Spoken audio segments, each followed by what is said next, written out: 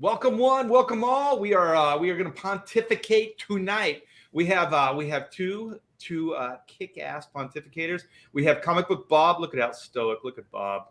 Proud I'm doing research. He's proud man. Yeah. We threw out some rapid fire topics real quick before we went live, and then as always we have the witty and the handsome and dare I Sexually say deviant.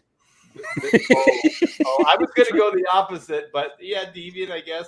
The sexy Clint Helinski. What's up, guys? I was trying to blind people with the whiteness of my goatee. I saw that. Blinded me. Just right. Oh, Clint, you're going to love this. Okay, just before the show, okay, because I was outside, it was a little windy. My hair was doing a Clint Helinski, and I looked in the mirror and I was like, do I go live like Go this? for it. You get enough product in there, It's very stylish, yeah. Just go straight.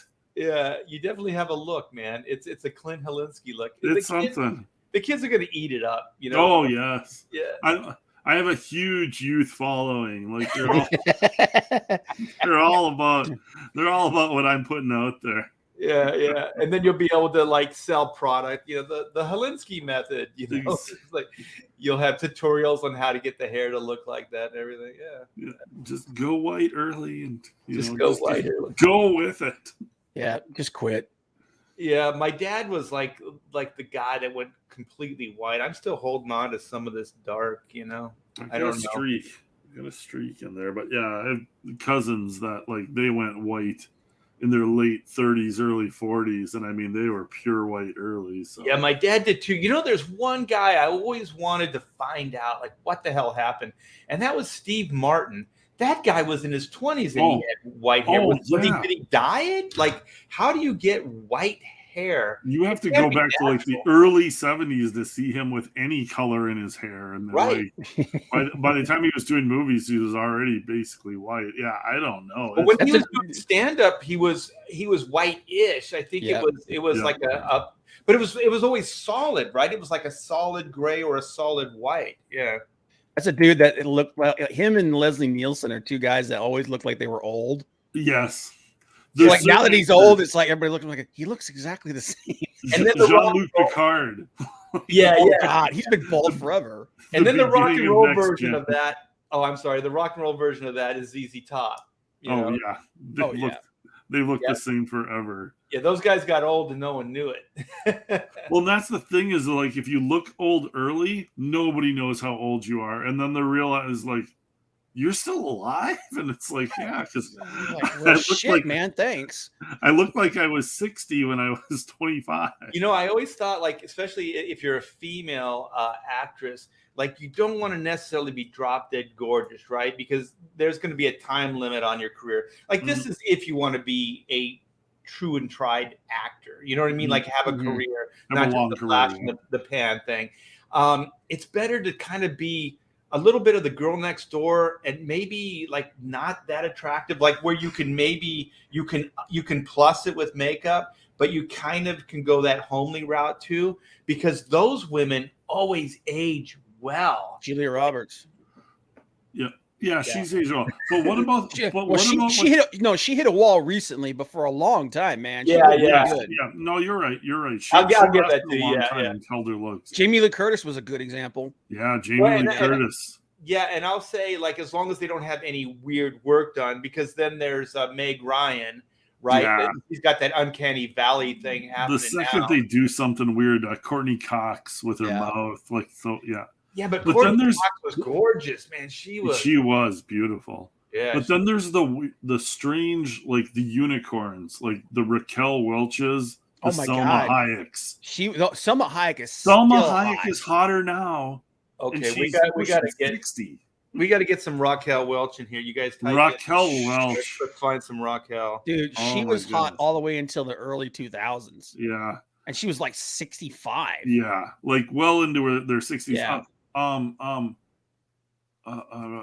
Christy Brinkley. Christy Brinkley is like 63 or 64, and she might have had a little work done, but it was well done, and she looks fantastic. Oh my gosh! Another one, Elizabeth Hurley. Yeah, Elizabeth Hurley is held up very well. She's held up Um, really You know, well. we gotta find out the ages on this too. Yeah, Like what is there Hurley's should be age? there should be a top 10 of hottest older Yeah. women. Well, Elizabeth Hurley is 50, dude, and she looks freaking smoking hot. Yeah, but 50 you can pull that off. Like anything 50 and above, I think. Yeah. Who was the girl that was in The Greatest American Hero? Connie Celica, I saw yeah. a documentary on that. Yeah. That I met her in person, and she was beautiful. She was coloring her hair. Her hair was probably white, but up close, like talking to her face to face in person, she was still like absolutely a knockout. Yeah, dude. Sally Field held it together for a long time. Yeah. Even when she became Aunt May. Yeah. Jane Seymour. Oh my God, Jane Seymour is probably one of the ones that held up the longest. Well, Jane we got to Seymour. find out the ages. Find out what Jane Seymour is almost 70, dude. Look at this. Shit. Here's a picture. Wait. Okay. Oh, Can you see this? yeah, Raquel Welch. Okay. Yeah. So this is, I don't know how old she is here, but this is definitely a more mature Raquel Welch. Yeah, but this all is probably post 60. You know, this was her probably in like the late 90s when she was like close to 60. No, well, yeah, maybe. Because I mean, she was making those movies in like the 50s. Yeah, Morgan Fairchild. Oh, Sophia Loren. I don't know, man. She's got some weirdness going on, man. Yeah, she's still alive. The Welch is still alive. Yeah, Angela Bassett. Okay, what? Somebody had a visual. What was it? Was it? Oh, hang on. Yeah, hang on a minute. Let me get this picture of Jane Seymour. This is Jane Seymour at 69. I saw one, and she was pretty, 69, dude. Pretty pruny. She was kind of wrinkly. I mean, she's almost 70 at this point. So you just rewind this about 10 years. No, that's still pretty. Well, the body's intact. Yeah, couple of beers, and I'm like, good. Yeah, I remember seeing she was in a movie about in 2012, so about 10 years ago. Dude, she looked almost exactly like she did 20 Do you have years a close up? Can you find a close up? I can pull it in here. Hang on a minute. When they're 70 years old and you just need a couple of beers, and so it's like okay, look right there. So that's pretty damn good. You know, now like I said, I take it into account. She's almost 70 now. Yeah, that's impressive. She is held up incredibly well. Yeah, those Raquel Welch photos are from the 2000s. Okay, so that's 20 years ago. Yeah, that's genetics right there, man. Yeah, very good genetics. But and then like Helen Mirren, up until about 20 years ago, Helen Mirren was a friggin' smoke show. No, come on, really? Everybody goes on about Helen Mirren. I'm like, no. I said 20 years ago. It's like Jamie Lee Curtis. Jamie Lee Curtis was a smoke show until she hit about 55, and then suddenly she just hit a wall. Yeah, you know. And I always thought like Jamie Lee Curtis should be way more attractive when you think of who her parents are. Yeah, but Helen Mirren look up Helen Mirren 20 years ago, and she looked great. Courtney Cox, she's like 50. You know who looks good is that the Wonder Woman lady. She still looks pretty good. Oh yeah, Linda Carter. God, yeah, Linda Carter. Linda Carter looks, and she was just in the last movie and looked fantastic in the little cameo they gave her at the end. Yeah. Well, Angela Bassett. I mean, come on, black doesn't crack, so they're the exception. Ugh, Angie Dickinson. Ugh. Angie Dickinson. Oh, she was never. Dude, I never liked her. Cheryl Ladd's not doing too bad. Cheryl Ladd back in the Charlie's Angels days. Yep, she was born in 51. You know, she was probably the best looking angel. If you think I think so. Kim Basinger's held up pretty good. Only problem is that doesn't even look like her though. I know. Yeah, I haven't seen her in a long time either. Jacqueline, up until about 10 years ago, man, she looked almost exactly like she looked in the past. Well, she might have aged well. That Jacqueline Smith. She's got to be the best one though. Raquel Welch. Raquel Welch. She was born in the 40s. What? She was born in 1940. That means in 2000 she was 60 years old and she was looking like that. Yeah, that's pretty damn good. Yeah. Yeah, Linda Carter. Yeah, Linda Carter. Oh, right there. Yeah, she looks good. No, maybe she's had a little bit of work done, but nothing nothing where it like makes you like, oh, that was bad. I think they've all had some work done, dude. Well, you tighten up that jawline, and that's like $1 million right there. Yeah. But there's only one thing is like the neck they really can't do. So there's no real cure for the. I don't have to look at the neck though. Yeah, you do. It's connected to the body. Protect your neck. Where's Kathy Ireland? Where's the picture? Oh, no picture of Kathy Ireland. Kathy Ireland? Come on. She was looks a pretty cutie. She's looking pretty good. Ugh. Psycho. Dude, you know what? She's got her body has held up really well. She's taken really good care of her body, but goddamn, I was never impressed with her face. Sharon Stone is kind of the Amber Heard before Amber Heard. Yeah, a little bit of that look. Oh, Marissa Tomei. Marissa Tomei, I swear, has gotten better looking as she's gotten older. She was never gorgeous. She's like the cute girl next door. Cute girl. Yeah, exactly. Like you just said. The one that well. Yeah, she aged very well. She looked very cute in the Spider-Man movie. So Roland's like, so would the whole show just be judging the appearance of old actors? All right, yeah, we got some. Okay, so Morgan Fairchild, was she in that list? She was further up. Yeah. Okay, and then we got Heather Locklear. I saw a picture of Heather. Heather Locklear is looking rough now. Lately, she's looking rough. But here's the thing about aging is I always, growing up as a kid, I always dreamed of being Peter Parker or Spider-Man. And then I watched the Spider-Man movies with Aunt May as Marissa Tomei. And then I dreamed of being Spider-Man's uncle. Hey, wait. Who's Dana Delaney? Oh, Dana Delaney's a doll. Yeah. She was like China Beach, and she was on a ton of TV shows. She's a brunette, right? Brunette, yeah. She was a big deal. She was a big deal in the 90s, yeah. Yeah, she was a doll, good-looking girl. I haven't seen her in years, though, so. I found a picture. She looks okay. Do you have an image? Wait, holy crap, dude! What the hell happened to her there? She got a freaking black eye. Oh man, she got Johnny Depp.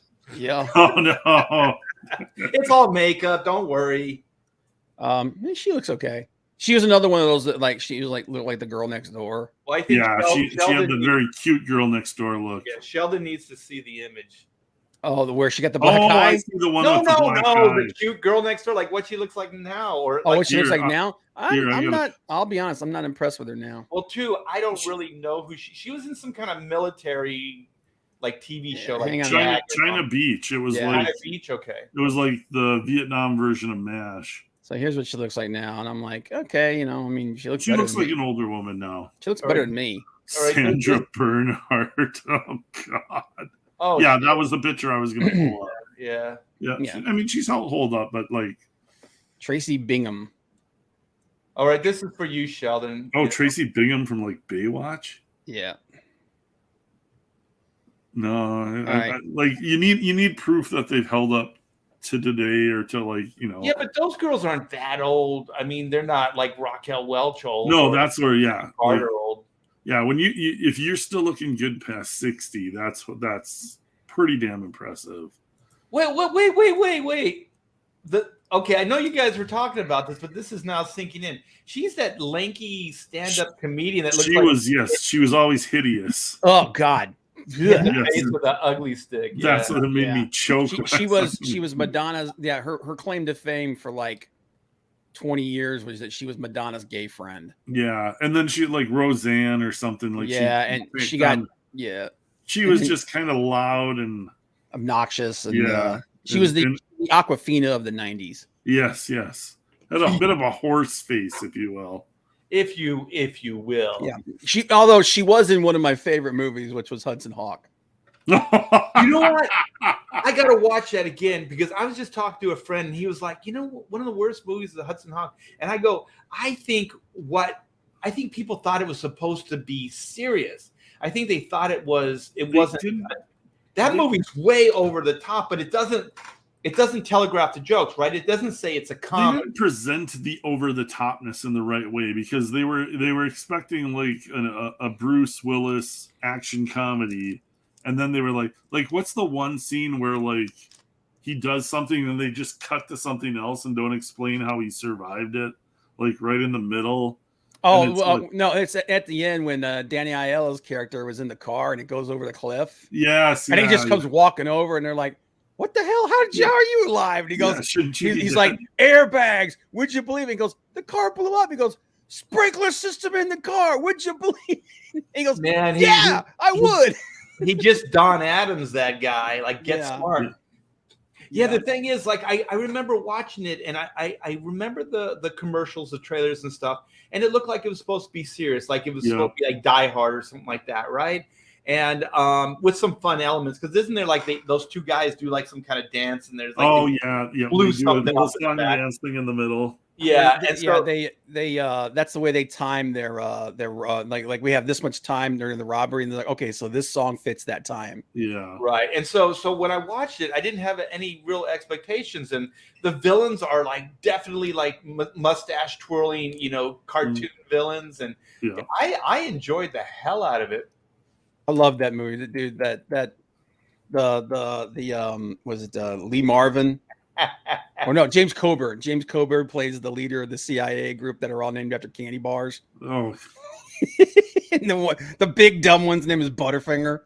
I gotta watch it now, man. Yeah, I gotta rewatch it. But that's a movie you have to like go in with the right mindset. You can't be like, because if you're thinking it's like a straightforward action with some humor to it, it's like certain things are just going to throw you off. Because I think that's what hurt that movie. I think the movie was better, but it was just marketed, all wrong. Yeah, they needed to market it like an airplane, or like what was the one that Val Kilmer did where he was the secret agent, and it was early.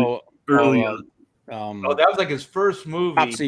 Top secret, yeah. Wasn't there like him and like a cow on the poster or something? Yeah. And they did all that prop humor where the guy is looking at it with the magnifying glass and he moves it, his eyes really big. Yes. And there's a giant phone. It looks like it's in the foreground, but it's actually right next to him. And he picks it up. It's just huge. See, that's good stuff right there. But then like I got to go back. Okay, the cow had rain boots. That was that's what it was. The cow had rain boots. Yeah. God. But like everyone's like, what are we? Like, are we talking about old chicks and something happened? What the hell is tonight's actual subject? Tonight's subject is all kinds of the dumb shit that's going on. It's a little fluid. Fluid at this point. Yeah, we're riffing up here, man. Rapid fire topics. We're going to keep it light because this week's news has been rather heavy. Yeah. So we're probably going to make fun of Amber Turd. Turd. Good. And we had an idea that maybe we'll try to recast Mera in Aquaman for you guys, and then we are going to blast one of the. Oh my gosh! Have you guys seen the trailer for Thor: Love and Thunder? Dude, like. Everybody's like gushing about it and everything. And I'm looking at this going, God, why does everything have to be a joke? Yeah, they're gushing about it. Who, dude? All these people are like, I can't wait to see it and all this stuff. And I'm like, okay, first off, there ain't no goddamn way she got that big in 4 months. No, like you can't put on 5 pounds of muscle in 4 months. No, so unless she's unless she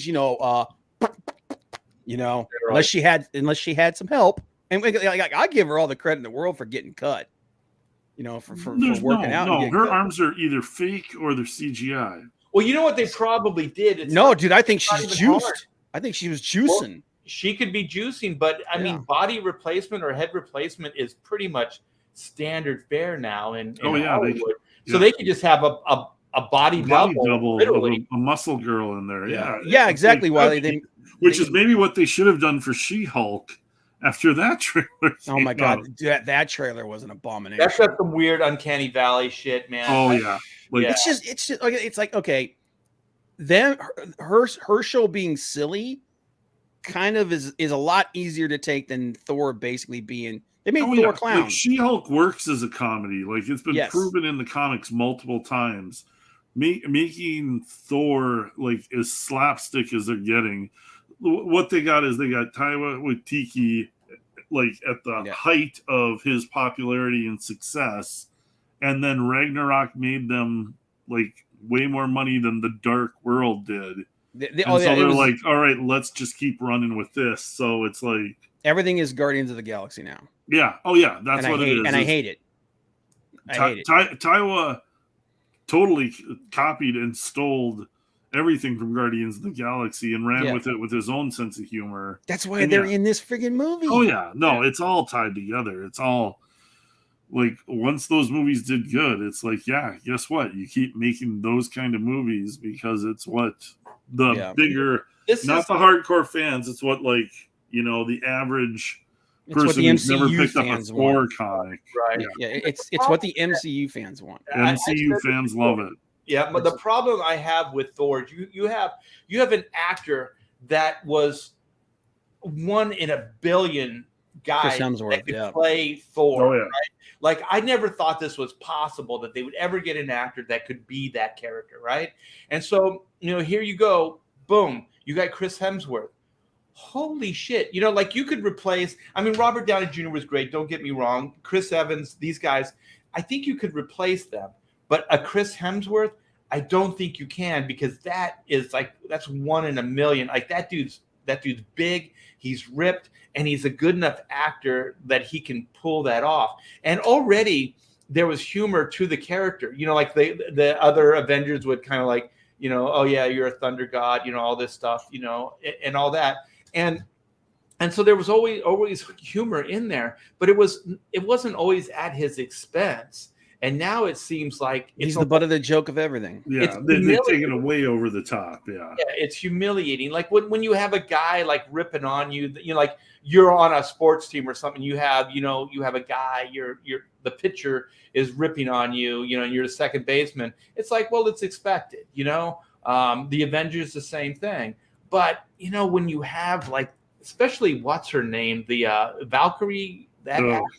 Tessa Thompson, the most unlikable human being on earth. Well, and it's nice to know at least why she got the roles and why she's had her success, because it's obviously not because of her talent. No, it's like there's pictures, tabloid pictures of her and Taika Waititi and his girlfriend, and basically like a threesome on the balcony of the hotel while they're shooting the movie. Yeah. So it's like, yeah, it's the same the old Hollywood adage, you sleep your way to the top. So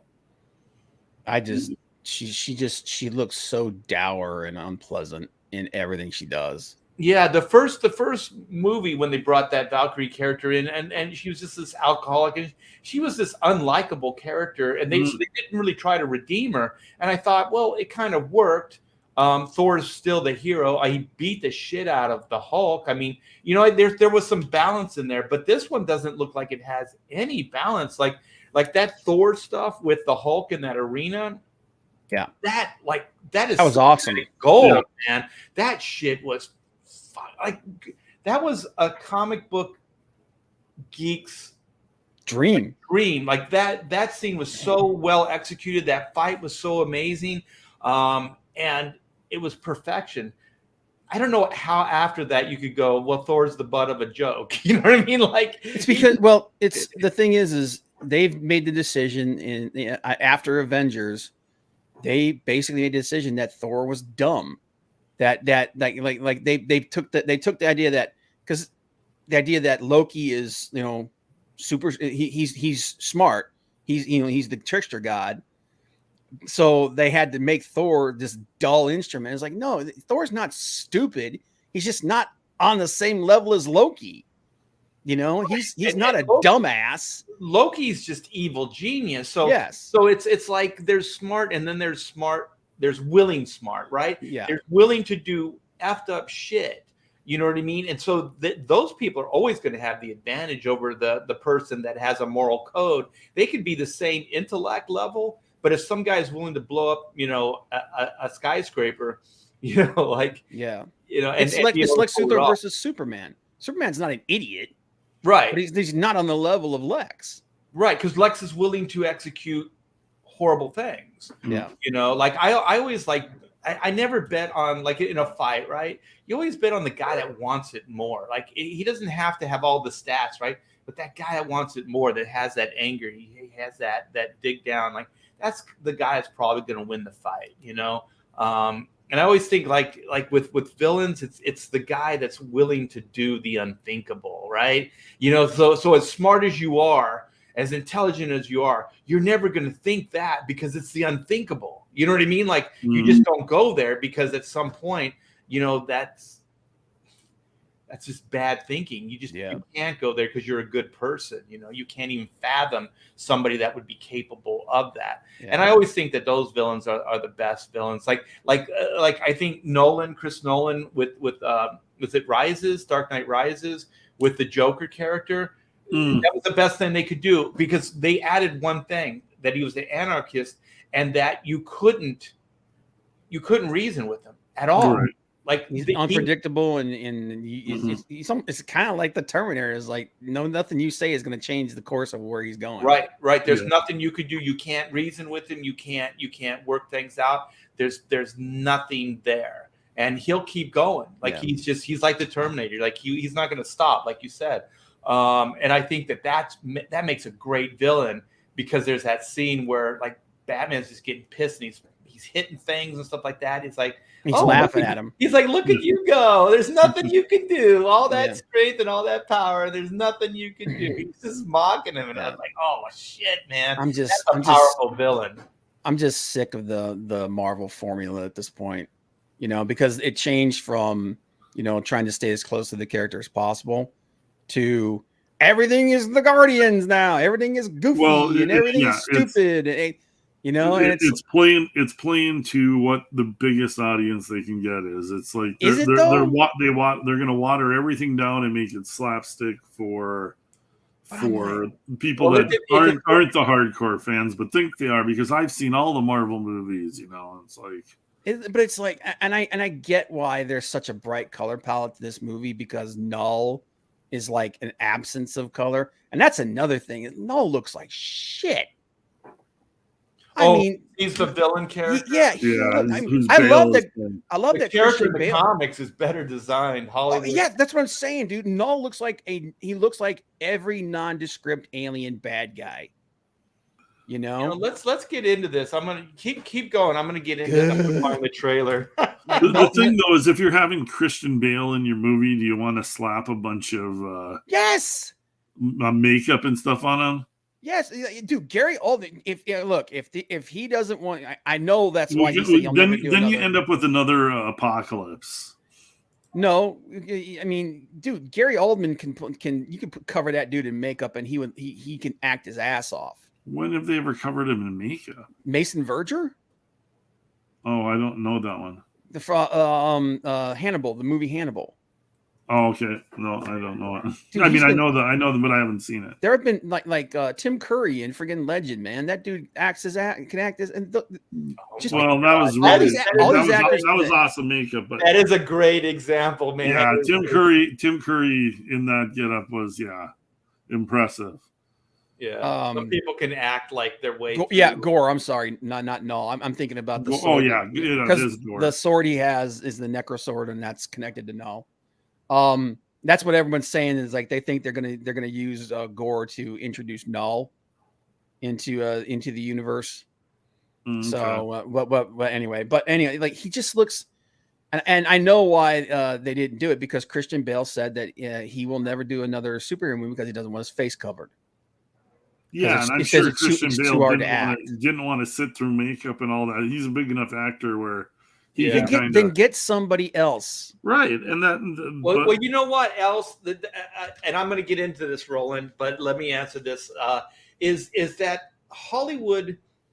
I think has contempt for all of this. Period. Oh absolutely. They have contempt for comic books, and if you look, every chance they can, or every chance they think that they can get away with something, they rebrand it or they change it. And case in point, almost all the villains in any superhero film are always major departures, at least visually, from the comic books, because like Marvel can't really change Spider-Man, right? Because Spider-Man is the brand, like that people have expectations, right? They know what Spider-Man looks like, but then you have the Green Goblin, and instead of like doing prosthetics or like a mask or something like that, they put a whole helmet on like that first one. I forget the actor's name. William Dafoe, yeah. And so then you hide the character, or like the one that really bummed me out is that Daredevil movie with Ben Affleck, where they had who was it, Bullseye? It was this not Scottish. God, I just had it. He was the Joker or he was a Penguin in the latest Batman. Yeah. So you have that guy, and then there's even a line in the Colin movie. Farrell. What's that? Colin Farrell. Yeah.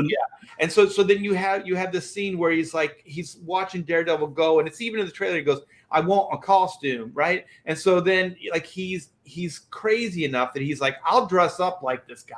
You know what I mean? Like they should have done it, right? And the Bullseye costume, as far as fan service, and just as far as if you're going to go Daredevil, do the full-on Bullseye costume, right? Mm-hmm. And so what do? They put him in a stupid trench coat, which is cliche, and then they have him like it's scar. He cut it into his own forehead. Into his forehead. It's like, well, he says, "I want a costume."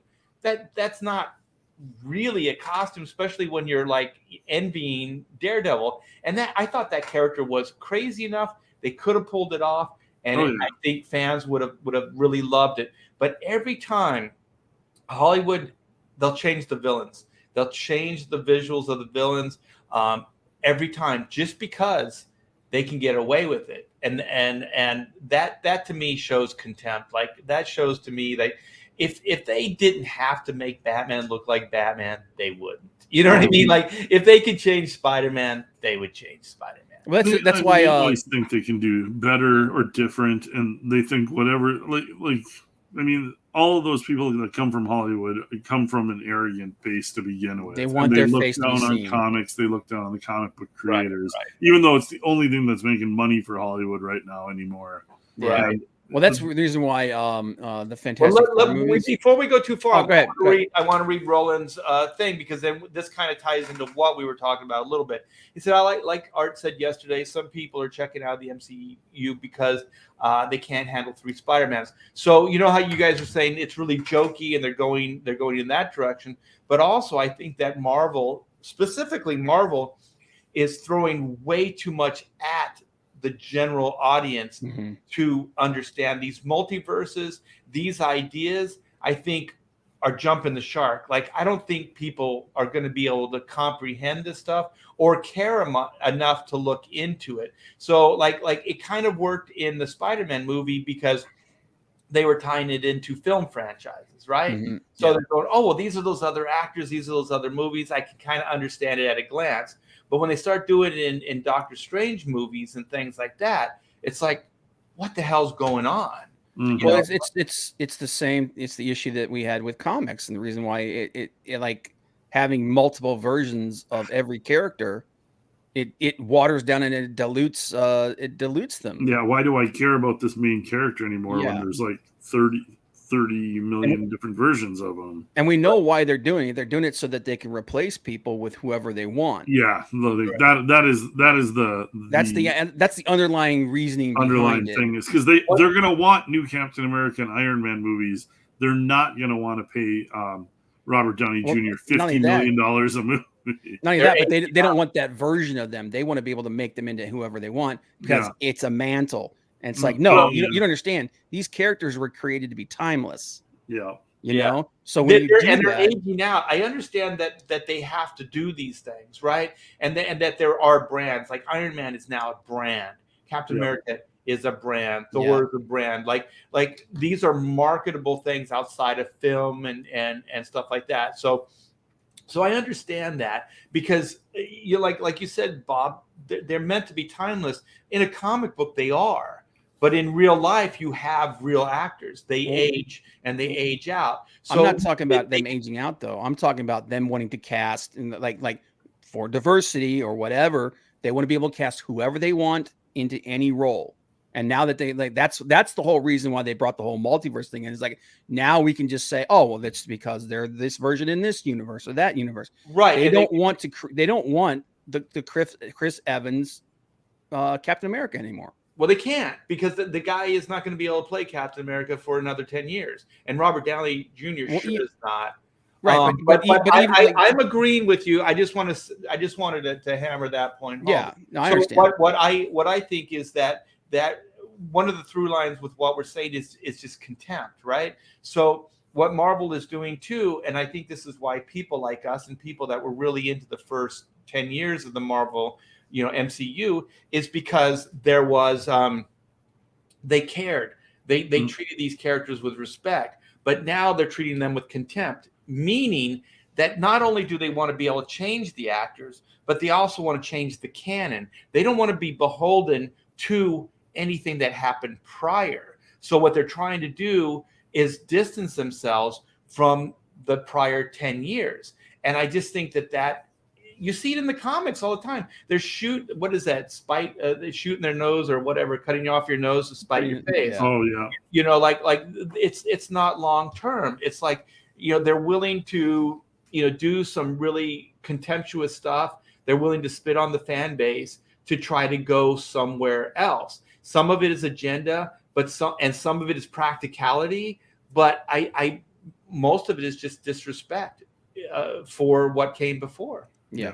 And and we see that in comics. That's why they do all these changes, because these new creators don't give a crap. They don't respect the work that was done before them. Exactly. And there'll be new directors coming up, and Kevin Feige won't be in charge of the Marvel Universe forever. Yeah. And even now, it's kind of feels like he's moving off a little bit. Yeah, he's moving off, and there's he's not as beholden to what was in the comics that he was in the first 10 years of the Marvel Universe. There's a noticeable shift with now this Phase 4 thing. Yeah. And some of it kind of stays closer, but a lot of it is trying new stuff and switching out new people. And it's aiming at forgetting about the hardcore comic book fans that, made all this stuff popular. It's no, let's just aim it at middle America that knows what Marvel comics and superheroes are, and we'll just make sure that the soccer moms bring their kids in, and it's not being true to the comic book base that built it all up. Well, to go back into the theme of contempt, right, is think about this, okay? The way they sold the Marvel Universe at the beginning was fan service. Even the flipping of those pages. Why do you think those comic book panels were there? It's oh, well, this is based on these comic books. And so all comic book fans yes, this is cool. And then they had the brain trust. I always come back to this. They had the Marvel brain trust. They had, Joe Quesada, and they had Mark Miller, and they had Brian Michael Bendis and Tom Brevoort and all these guys. And they were the go-to brain trust. Well, the reason they did this is to try to sell it to fans, right? This legitimizes everything, because they're well, we're using these guys as sounding boards. They're going to keep us honest. They're going to make sure that these characters play out like the comic books and all this other stuff, right? And so what did they do as soon as they could? They threw them aside. They threw those guys aside, and then the comic book flipping things. Well, now they've established their own universe, the cinematic universe. We don't need you anymore. So now the flipping is actually, they're referencing themselves. This is like Chris Hemsworth as Captain America. This is, they have clips from, the clips from all the movies in the title sequence with the big Marvel block letters. Right. And so that's well, we don't need you anymore. We don't need the comic book pages. We've already established our 10 years of the MCU, and now we can just build off of that, and we don't need to. We can nitpick little things, little nuggets that we want to use, but then we can use them how we want to. We don't. And then and now that has happened, and that they've actually, because you got to remember, these guys, contrary to popular belief, these guys are freaking smart as hell. Okay. So they did that, and they used comic fans to say, see, they are the sound, like you said, they're the sounding board. They're signing off on these movies, and these movies are action packed. They're fun. And over the course of the last decade, they have actually engendered an entire generation of MCU fans, not comic book fans. Oh yeah. MCU fans. Yeah. Right. So now they're okay, well, we've got them. And as long as our movies hit these certain beats, we don't have to adhere to the comics anymore. Exactly. We can do whatever we want, because now we have this entire generation of fans that's in the palm of our hands. And even if the stuff that they put out isn't on the same level or isn't on par with it, they'll still have those fans for what, like the next five or 6 years before some of them start going, man, this is getting tiresome. Once they created a sustainability outside of the comics, they did. Yeah. And that's Contempt, and that makes you think, well, all that stuff was phony baloney anyway. Because if you really believed it, it would be in every movie. You know what I mean? Why would you fire those guys? Yep. Why would you let that stuff go? It's all just posturing. And the reason I think they did that, and thank goodness for J.K. Rowling. I know that she's kind of crazy on Twitter and stuff like that. But you know what? Everything that they licensed outside of that book, she oversaw, and she made sure it was on brand, right? Mm-hmm. So there's consistency. And so then all the Potter fans, all this stuff, all the licensing, the Potter world at Universal, all these things, they were legit. You know what I mean? Like this met with fan approval because it did have it, right? Because J.K. Rowling made sure of that. So then, Hollywood's looking at this, and Hollywood prior to that, they were contemptuous. They didn't care. They weren't beholden to anything. Look at all the Burton Batman films and all this. I mean, those things, some of them are good. They've been very hit and miss. But, when you have the, what was it? Oh my gosh, what's the director that made like Batman and Robin and Batman Forever? Joel Schumacher. Yeah. Schumacher. When you start going back to like, the 66, Adam West TV show, and that's what you're beholden to. You know what I mean? That's the thing is that, like, the further on that these franchises go, the further on that they use these characters, it's almost an inevitability that they're going to get farther away from the source material because you're going to bring on different directors, you're going to use different actors. They're less tied to what they did in the first movie, the second movie. And then there's the ego involved. We want to make this our own thing. The ego is the big part. Yeah. And that's, I think, a lot of what's going on with Marvel now is I want to make this my own thing. I want to establish this as my directorial vision. It's the Rian Johnson. They're given more rope to run with then. They're given more freedom to make it their own thing and be less beholden to the comic book base that everything originated from, that everybody liked in the beginning. And then everything they do after that is just, it's phony baloney because they don't mean it. It's like, oh, Stan Lee, Jack Kirby, we love those guys, and then window dressing. Yeah, it's just bullshit. It's like this is what's fucked up about the Disney Corporation right now. Is they use Walt Disney as the same thing, man. It's so fucking whorish, man. Oh, yeah. It's like, this is what Walt would want. Like they put like the Walt seal of approval on ridiculous bullshit things that they know the fans hate, but they do that because they're trying to fool the fans. Like they want to do, like you said, their ego is running wild. They want to do their own thing. Screw this, screw self-insertion before. Yeah. And then all of a sudden it's like, yeah, I think Walt would love this. Yeah. Well, that's didn't Marvel just like pay for the licensing rights? Stan Lee, yeah, they're going to do the same thing to Stan. They're talking. There's going to be a CGI him into new movies. Yeah, they're going to CGI him into new movies. You know what? I mean, the only good thing about that is the only thing is Stan would probably have loved it. Stan would have loved it. He's like, yeah, keep me in the movies. Oh let's be honest. Stan had a big ego, man. Oh yeah, Stan loved. He would have been like, I'm gonna live forever. But Stan also understood the cheese factor. Yes. He understood that he was kind of. He was kind of the spokesperson, but he was kind of the butt of the joke as well. Yeah, you know what I mean? Like, he was in on it, and he played along, and he played it perfectly. Yeah, so but we know that they're gonna CGI Stan in the movies. I'm not gonna get too upset about it. Like, Stan's still here. The thing is they're gonna make him do things that he might not have done. I'm sure there, Bob. I'm sure there is a contract. That probably has every freaking scenario written out. Because yeah, he cashed in before he died because like he had to sign off on this stuff. Oh yeah. So I'm sure this deal was made.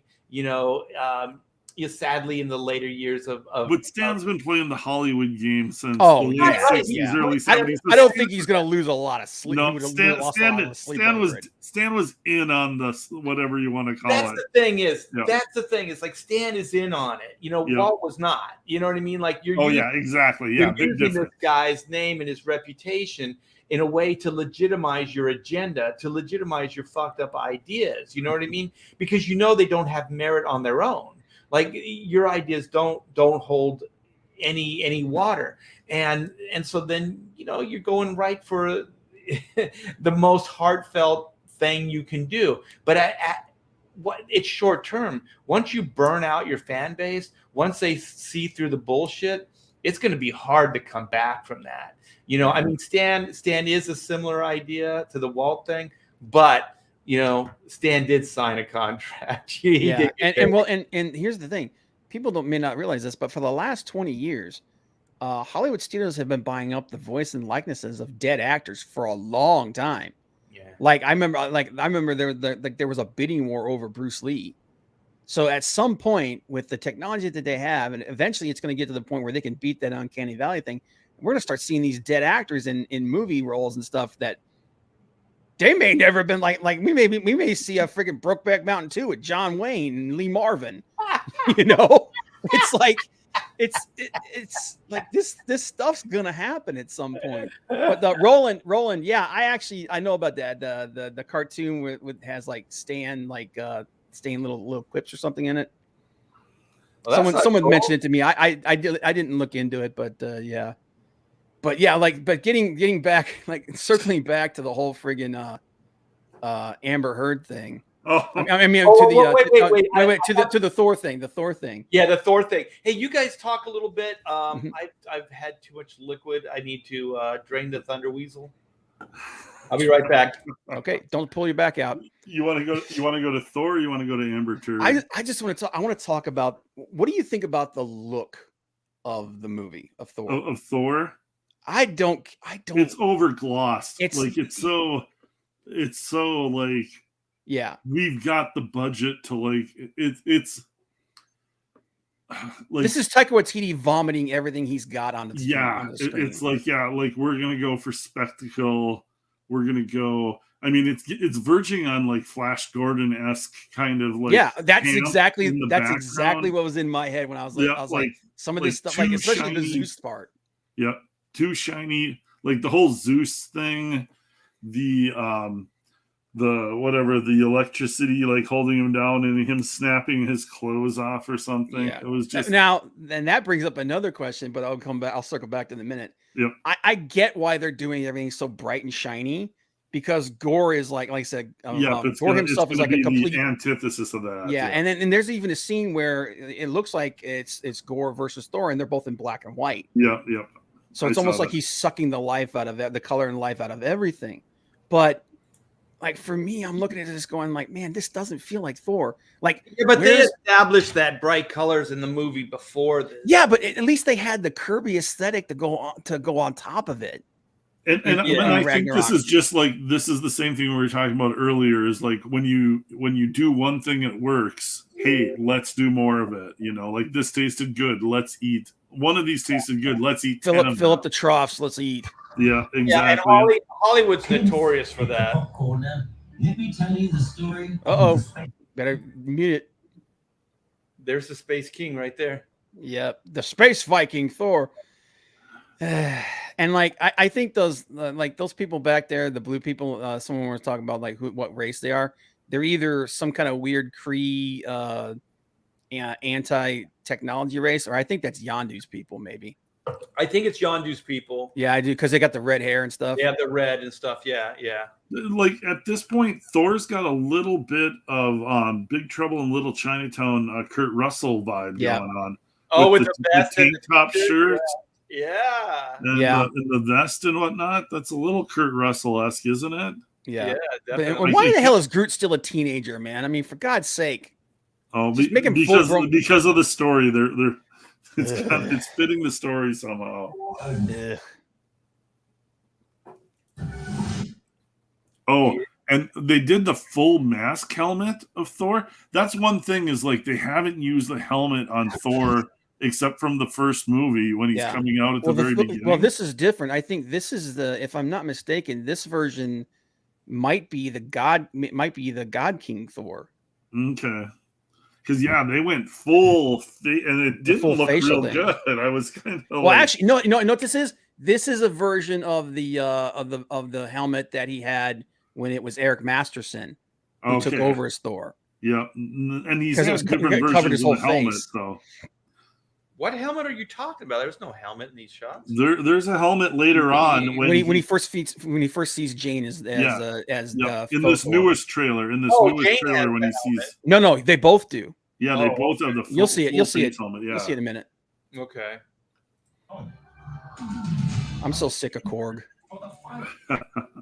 He'll be around as long as Taiwa is. There's also like the story thing that I absolutely think is horrible. Okay, so Thor says that what's her name? Valkyrie is the king now, right? And so he leaves that little port town to her. And then what does she do? She just sells it out to corporate, America, or the yachts or the there's yachts and there's boats, and there's all this like tourism and shit. It's like, oh my gosh, it might be a funny idea, but this is all that's left of Asgard, man.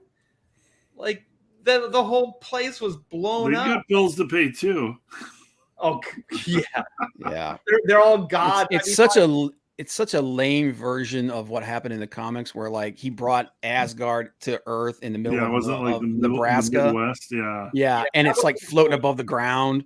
Yeah, that was good. That was done very. That was cool. This is just weak sauce. Yeah, it's played for a gag. They can do a better version of it. Yeah, it's played for a joke. And then this guy, just because everybody keeps noticing all the open spaces on the left side here. Mm-hmm. And it's in the movie posters and in the trailers, and everybody thinks that there's going to be a CGI character added. Okay. What do you guys think about that?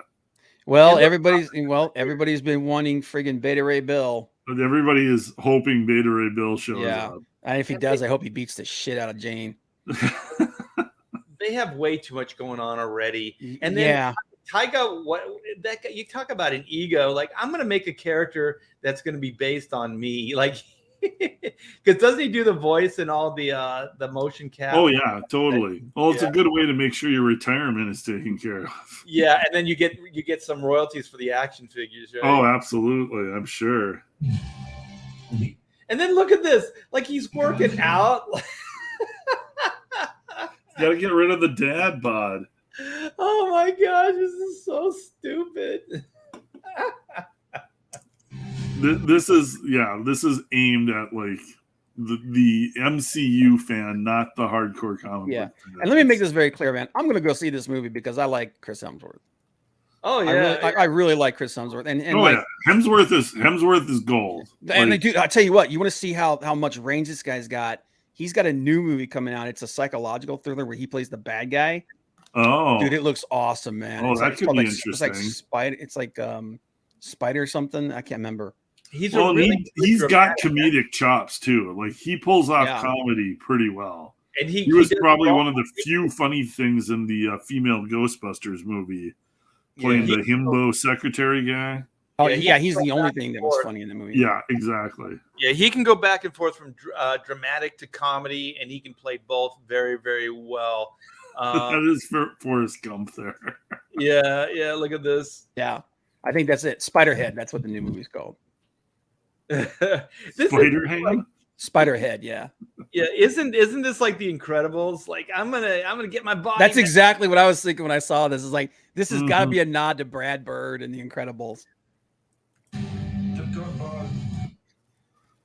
Dude, he's got to be like the most irritating thing to friggin' Star-Lord. In this movie. He's like, dude, you're using my ship to friggin' work out. He's pulling it backwards too. And that's the other reason why I'm going to see this movie, is to see the two of them playing off each other. Because just a little bit. I love Chris Pratt. Yeah, I love Chris Pratt, dude. I'll support that guy forever. Yeah, this is a great visual too. I mean, just towing the ship, pulling it back. It's pretty neat. So right here, you'll see the mask in a minute. These are obviously sectioned out because totally different costumes. Yeah, here he's got like the fur cape and the leather. That's why I think he powers up into God Thor. Maybe. That could work. In Rune King Thor, I meant. Yeah. Is that the costume that's real slick and looks kind of clownish? Yes. It's super bright. Because this one, like the costume we. Yeah, this is where he sees Mjolnir. Is one true love. Oh, that is. Look at the smile. Like he's so good. And I love that they put it back together with the crack energy coming through it. Where it was. Now I will say this: they do something with that and the attack that she does, where the pieces break off and spray out. That I was like, okay, that's kind of cool. I like that. Oh yeah. So where is this at? Is this like New Asgard or? I'm assuming it's New Asgard, man. Because there's a building in the back called the Blacksmith or something. Oh yeah. Oops. The sadness and confusion. God, he's so good. Here comes Muscles McGee. Yes. Here we want to know. I want her to talk about you know how many interviews they do before these things. I want someone to like get the truth about is it like rubber arms? Was it was stand-in model? What was it? I just think she juiced, man. You know, I think she did what a lot of actors do, man. I can't see her doing that. I think we're gonna know soon enough because when they go on the press tour, if she really did get ripped, she's gonna show her body off. You know what I mean? Like she's gonna flex for the camera, and stuff like that. So we'll know soon enough. Oh, that mask doesn't work. That helmet. Because look at that delt right there on her left shoulder. Like that is not tiny little Natalie Portman arms there. No. I do dig that they made her chest, her breasts like huge. Like I mean, I do applaud that. Like she does. Like she definitely is the female version of Thor. You know what I mean? You see her arms. There's a shot of her arms and like another shot, and they're way smaller than that. So it may be some visual enhancement, but honestly, I just think she hit. It's different scenes at different points in it could the movie, and I just think she hit the freaking juice like every other actor does. I'm gonna say this: I don't think those breasts are hers. No. Oh no, she's padded. She's always been a little fun. Here's that. Oh my god, that helmet is terrible. Yeah, but look at that. Look at the design and everything. Like you take the nose piece out of it. That's 100% Rune King Thor. Well, this is Hawkman. Like this is. It's more Hawkman than Thor. Yeah, but that's it's that crazy bright armor and it's weird because it's like. It's almost like, but the outfit he's using in the other scene is completely different. Yeah, and that's what's strange to me is it's like weird cuts. The way they cut this together, it's almost like they got there's something strange going on there where like editing, they're using clips that they might not use in the movie. Yeah, possibly. I think she hit the gym hard. I think she got cut. But I think she hit the juice. I don't think that's really her. I think it's either CGI or movie magic. I'm sure they definitely did a little bit. We're going to know soon enough. We're going to know soon enough because she's going to do some press for this, and if she's not ripped, or if she's obviously hiding her body, with baggy clothes, like that, then you're going to know too. Oh, that helmet is really horrible, Thor. It's freaking dog shit, dude. It's so bad. And I'm like, falling down. Oh shit! It's just Valkyrie, is it? Everybody's favorite king of Asgard. And the thing about Korg, you want to know why he has such a large role? Because they told Taika Waititi, every director kind of. I guess there's a thing where all the directors put themselves in the movie in a minor role. And he's like, "Oh, who's this guy?" And they said, "Well, that's Korg, and he doesn't talk very much." And then Taika when he became the boss, he's like, "Well, I'm gonna make him narrate everything." Yeah. So this is Taika Waititi basically putting himself in the movie and then deliberately rewriting it so that it involves him more. That's why he's in everything, and I'm so freaking sick of this character. Well, you know what? I never liked the character. But you know what? I can't can't quite fault him because I would probably do some crazy shit to get an action figure too. Yeah, but the thing is, Korg in the comics is awesome. Yeah, he's obnoxious in this. Yeah, well, yeah, it's just over. Yeah, that's what I'm saying. He's just obnoxious. Okay, so where is this now? Because they're going to introduce Hercules. Well, and if you look in the background, there's like statue heads in the background, like there were in the last one. And I've seen this before. Living Tribunal is one with the 3 heads. Okay. They're saying that this might be like I mean, well, remember in the original story, there was that library at the center of the universe or something like that, where Thor went to learn about gore. And there was that. Well, it was the god of like literature and knowledge was there, and he was this little wizened guy who basically was able to hide from Null. I think this might be that place, or it might be the seat of the Living Tribunal, like you said. I don't know. I'm glad Natalie Portman is back, even as a female Thor, because she's just a lovely girl. I like Natalie Portman. I hate friggin' Jane Foster.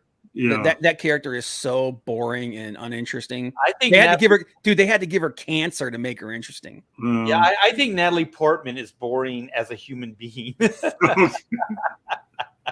I'm sorry, 1 for Natalie Portman and 2 against Natalie Portman. I'm sorry, Natalie, but also just to the head replacement on the body thing. If you have hair like this, it would probably be easier to to do that as well. Oh, yeah, her probably aiding the whole neck, Yeah, you don't have to really worry about the true connection. And we've already seen them. It helps the CGI artist when you splice it together, fudge it around the hair, because we already saw them try looking for a defining line on the hair. You can't really. Yeah. And we already saw that somebody actually mentioned we already saw them try this with Taskmaster. So that tricep did not look right. Look at that face. That's not the face. Well, you catching her like in mid motion, that's like catching someone in mid sneeze. Nobody looks good when they're sneezing. I just want to bag on Natalie Portman. I wasn't expecting all the Natalie Portman hate. She's been a fine She's had a fine career. She was best in that movie with the Hitman, like that was Professional when she was 13. Yeah, she peaked at 13. That movie's got one of the creepiest scenes I've ever seen in a movie, in it involving the two of her and Leon. I was like, God, dude, I'm glad you cut that out of the freaking movie. Yeah, that's some pedophile crap. Yeah, there was some unfortunate stuff. Yeah. I love how she just dismisses him. It's like, oh, it's been like 4 years. He's like, no, 8 years, 7 months. Like he's simping over her, and she's like, you're the past. Yeah, and like let's do the math. Really, he's and right here, this is $1 million, and she's like, okay. Yeah. But meanwhile, this is also for every guy trying to bring his girlfriend to the movie. Yes. Like she's not all hung up on him, I still say female Thor should have been Sif. It would have made more sense. Oh, and that's who they should bring back is Sif. And they wouldn't have had to do any Uncanny Valley or any kind of she got robbed. She got robbed out of these movies. Well, what happened to her? Because she wasn't even in she did not get killed off by Hela. They didn't even bring her back to get killed They off just by disappeared Hela. her because they want to push Jane. They want to push the female. They want to push Jane. And but they could have still killed her. I think there was something else going on there. Well, she was involved. She was in that movie. She's in that TV show Blind Spot now. Blind Spot. So there might have been like shooting issues. Scheduling conflicts is pretty not uncommon. Did Natalie Portman win an Oscar? Yes, she did. Yeah, but that doesn't mean anything. That doesn't mean that art has to like Bernardo Bernini won a friggin' Oscar. Look at that. Look at the contempt on her face. I'm gonna give Natalie Portman a pass. This is not. You know what? Fault. How dare you, Bill? It's not her fault, man. It's Taika Waititi. Dude, somebody comes and says, "Hey, we want to make you the star of a Marvel film, and we're gonna pay you buttloads of friggin' money." Hey, Bob, defend the prequels, the Star Wars prequels. Defend them. Defend Padme. Defend Padme? I mean, you mean the sequels? There's the sequels, and then there's the prequels. Oh yeah, the prequels. I'll defend the actors in the prequels. They took a job, man. It's the friggin' writer, director. She looked awesome in that half shirt. Yeah. Natalie Portman was great, man. She was not great in the Star Wars movies. She's as great as any actor could be in a Star Wars movie. I mean, Star Wars movies aren't exactly freaking Shakespeare. It wasn't her fault that Christian Haydenson was a block of wood. Yeah, right. that he had zero interest in a female I don't lead. like sand. It's irritating and it gets into everything. Hey, I kill all everybody there. Christian Haydenson had more chemistry with Ewan McGregor than Natalie Portman. Yeah. Well, hey, Clint, I think we just figured out Bob's weakness. It's Natalie Portman. It's mine too, man. Oh, come on. I'm all about the Natalie Portman. I don't particularly care. It's like I'm not going to hate on her just to hate on her. See that face right there? I want to punch it. Oh, jeez. Look at that. Wow. Horrible. Yes. Look at that. Look at that very beautiful woman with a winning smile. No, this is Taika Waititi getting the performance that he wants out of somebody. Yeah, I think so. You want to blame blame that guy. Now visuals, this is cool. Yeah, and Roland, I agree with you. It was George. He gave George the performance he wanted. Oh my God. Yeah, exactly.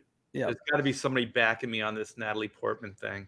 Wow. So is this the Hercules? This is supposed to be at Olympus, I believe. Olympus, yeah. So Zeus is going to show up here. Yeah, fat Zeus. By the way, what are the chances we get a Hercules? That may be the dude standing next to him. Yeah, are we getting Beta Ray Bill or are we getting Hercules? Yeah, I better chance of getting Hercules than Beta Ray Bill. Yeah, Hercules. I think so because they can spin Hercules off into new stuff too. Then Clint, shut up and let our talk. Oh, sorry. It's his show. No, I heard Hercules is in the movie. Yeah. I just, man, okay, look, again, the colors here, I get it. I get why it's there. It's because Null has nothing.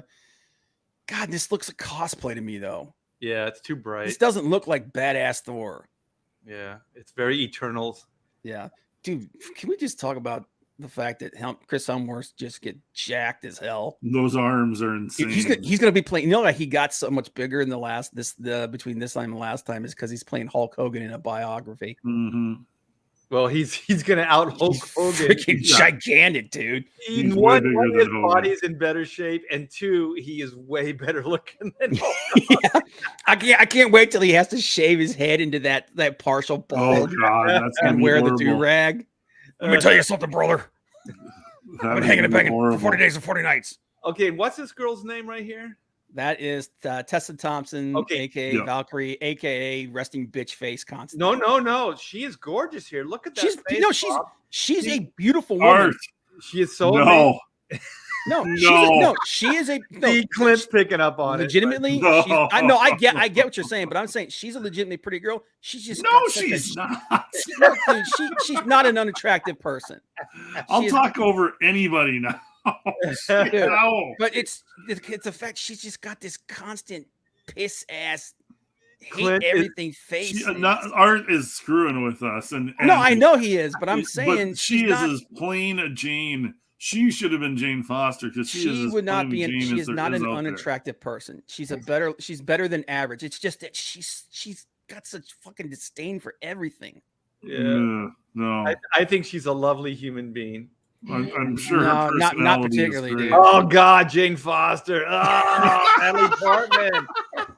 You're bumming me out. Get her out of this movie. You know, the weird thing too is or Tessa Thompson. No. Yeah, Willie. Yeah, she ain't ugly, but she ain't pretty. Yeah, exactly. But you look at Thor's costume. Thor looks like I said, he looks like cosplay. Jane's the one that has a costume that actually looks relatively. I mean, that looks like the comic. Yeah. Yeah, and it's like Thor was over here wearing this gaudy shit.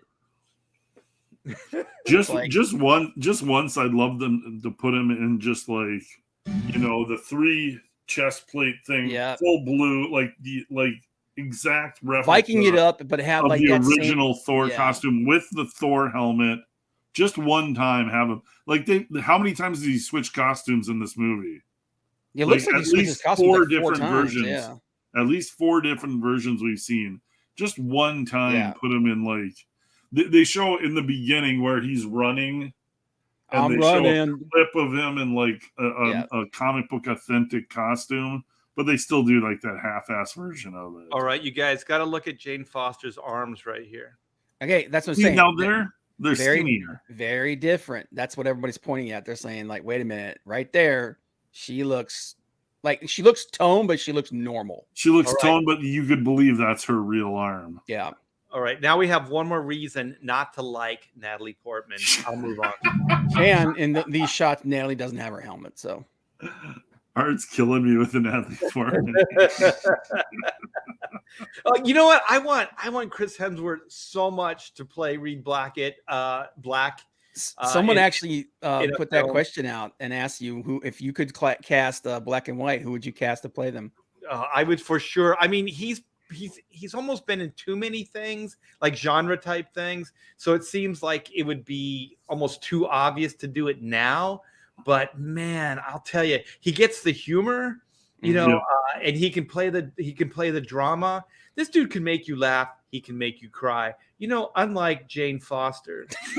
Yeah. Oh, so you're saying that you would cast? Look at how lovely. Oh God. Again, it's just that sneer, that smug. That must be like that muscle right here, where it creates that upturned lip and raises the nostril up, where it's like, yeah. That must be like permanently paralyzed on her face. A smug sneer. That must be like permanently paralyzed on her face now, because she looks like that all the time. How dare you, Bob? She's a lovely lady. But so you're not gonna cast her as Whitney? Oh hell no. oh wait, no, yes, I would, of course. Of course you would. She's a lovely lady. She's a lovely lady. Yeah, it's okay to race bend it. All right. You got what the hell's going on here? This is where Null is supposed to be living, I guess. So he's got a Winnebago, like he's got a gore, right? Yeah. Well, I keep saying Null. Yeah. Yeah, I know you're locked in on that. I'm sorry, man. I've been like I said, I've been arguing with somebody about this crap for like the last 3 days. So this must be like Gore's prison or someplace that he's been kept. I think it's just where Gore is staying. And now once he escapes, he's going to kill all the gods. This is Gore's trailer. He's just like he's trailer trash just in the galaxy. Oh my God. It's just an RV parked on an asteroid. And I love how the friggin' the blade just looks like a sword. Excalibur. I have the power. Yeah, I know, Roland. I'm probably going to do it a couple more times too. The Necro Sword. I mean, the Necro Sword could look like something awesome, but instead it looks like this. So Guar's in the movie. He needs a manicure. Dude, if Guar was in this movie, that would be awesome. Guar. The band Guar? Yeah. There'd be some meat thrown for sure. So I had some hope here when you see his shadow, because it looks like his nose is like gone in it, but then this, and I'm like, oh shit. All right, so this is where you guys are saying taking the color out of the. Yeah. This is my vow. This is from the comic book. Yeah, yeah, it's crazy how they stole the scene. Yeah, but I like that they put it in there. I just hope they paid the guy. Yeah. They did, I guarantee you. It does not sound like it.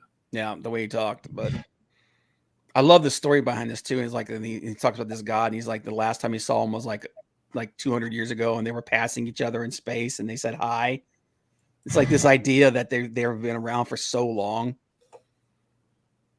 So what does he like transform, or he gets older? Is that the well? As the story goes on, he is supposed to transform, but from what I understand, he's not going to look anything like Gore is supposed to. Okay, he's got some racing stripes on his forehead. He's gonna get like some scarification and some black goo coming out of him or something, and that's about it. He's going tribal. Oh gods will die. He's like, oh shit. Fur cape again. Yep. Hey, it's the goats. Hey, it's goats. It's giant goats. Hey, goats. I think they're rams with horns. Whatever. Know your livestock. Okay, so is this I'm guessing this is this is when they go to Olympus, yeah. Okay. So that was very, very impressive. And I think right here is where she does the thing with the hammer that actually looks pretty cool. Yeah, this looks cool. The way the pieces come off of it. I'm like, okay, I'll give you credit for that. It looks pretty dope. Makes sense. Man, she is so athletic. That's not Jane Foster. No. Jane Foster would never kill anyone. This is so unlike her character. Now she's got the helmet on. Yep. And her arms are bigger. What the So it's hell? almost like they're making it easier to put her head on something. You gotta watch that. You're the Natalie Portman fan. You shouldn't be talking about her like that. Yeah, the arms do look bigger there. Yeah. So you see, like it's almost like as he goes on, he gets more zombified, but he doesn't look like Gore. Yeah. Well, when we come back, find a picture of Gore, because if I remember right, the comic book version, he looks freaking awesome. Oh, he looks badass. Yeah, so we're almost done with the trailer.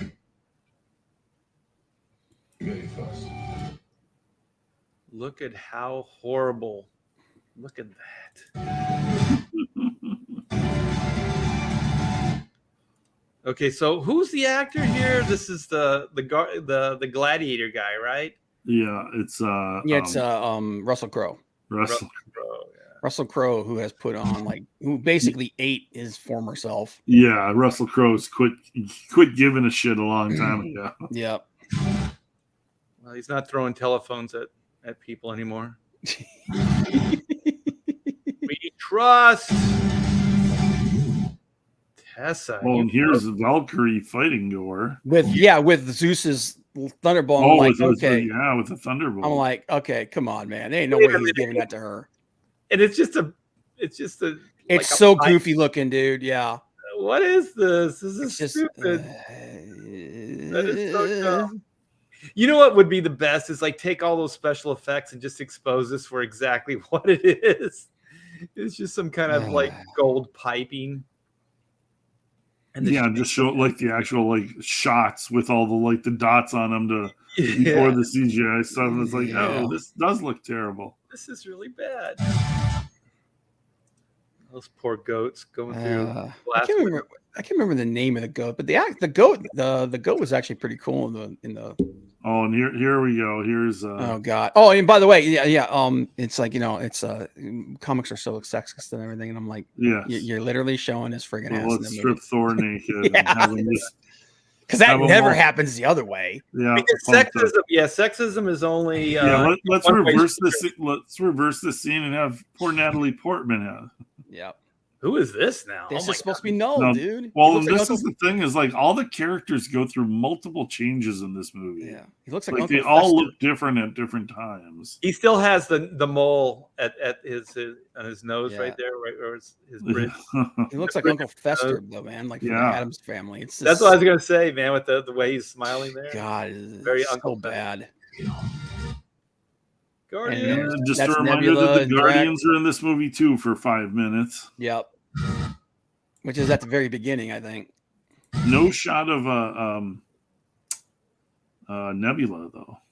Yeah, that was Nebula. That was Nebula just there. That was her. Or no, who was the Gamora? Gamora. I think they're saving Gamora for the. They got to save Gamora's for Guardians. And she's. I heard that Nebula's last movie is Guardians 3. Yeah, that's from what I understand. That's the last movie for all the main cast. Oh, really? Drax. Yeah, Drax everybody. is done with Drax, Guardians Rocket, everybody. Well, that's going to be another mistake, Disney Marvel. Wait a minute. They're lovers now? Well, of course, man. He simps for forever. Don't you understand? He's the one who knew how long they were apart. Oh man, now we go this is a reverse Wizard of Oz. Yeah. Mm-hmm. What was that? Bruce Lee move? So here's where you can see the statues better. Mm-hmm. So here on the right is the Living Tribunal, and then across from him is Death, and there's Skeletor. And that's Death. I think this is supposed to be like a depiction. Oh, the Watcher, one of the Watchers. The Watcher's back there. And someone said that this one, this weird shaped one is supposed to be Ego. Oh yeah, that could be Ego. And then and then back on, if you look past the Watcher, you see that one of them is broken or something like that. That's supposed to be Galactus.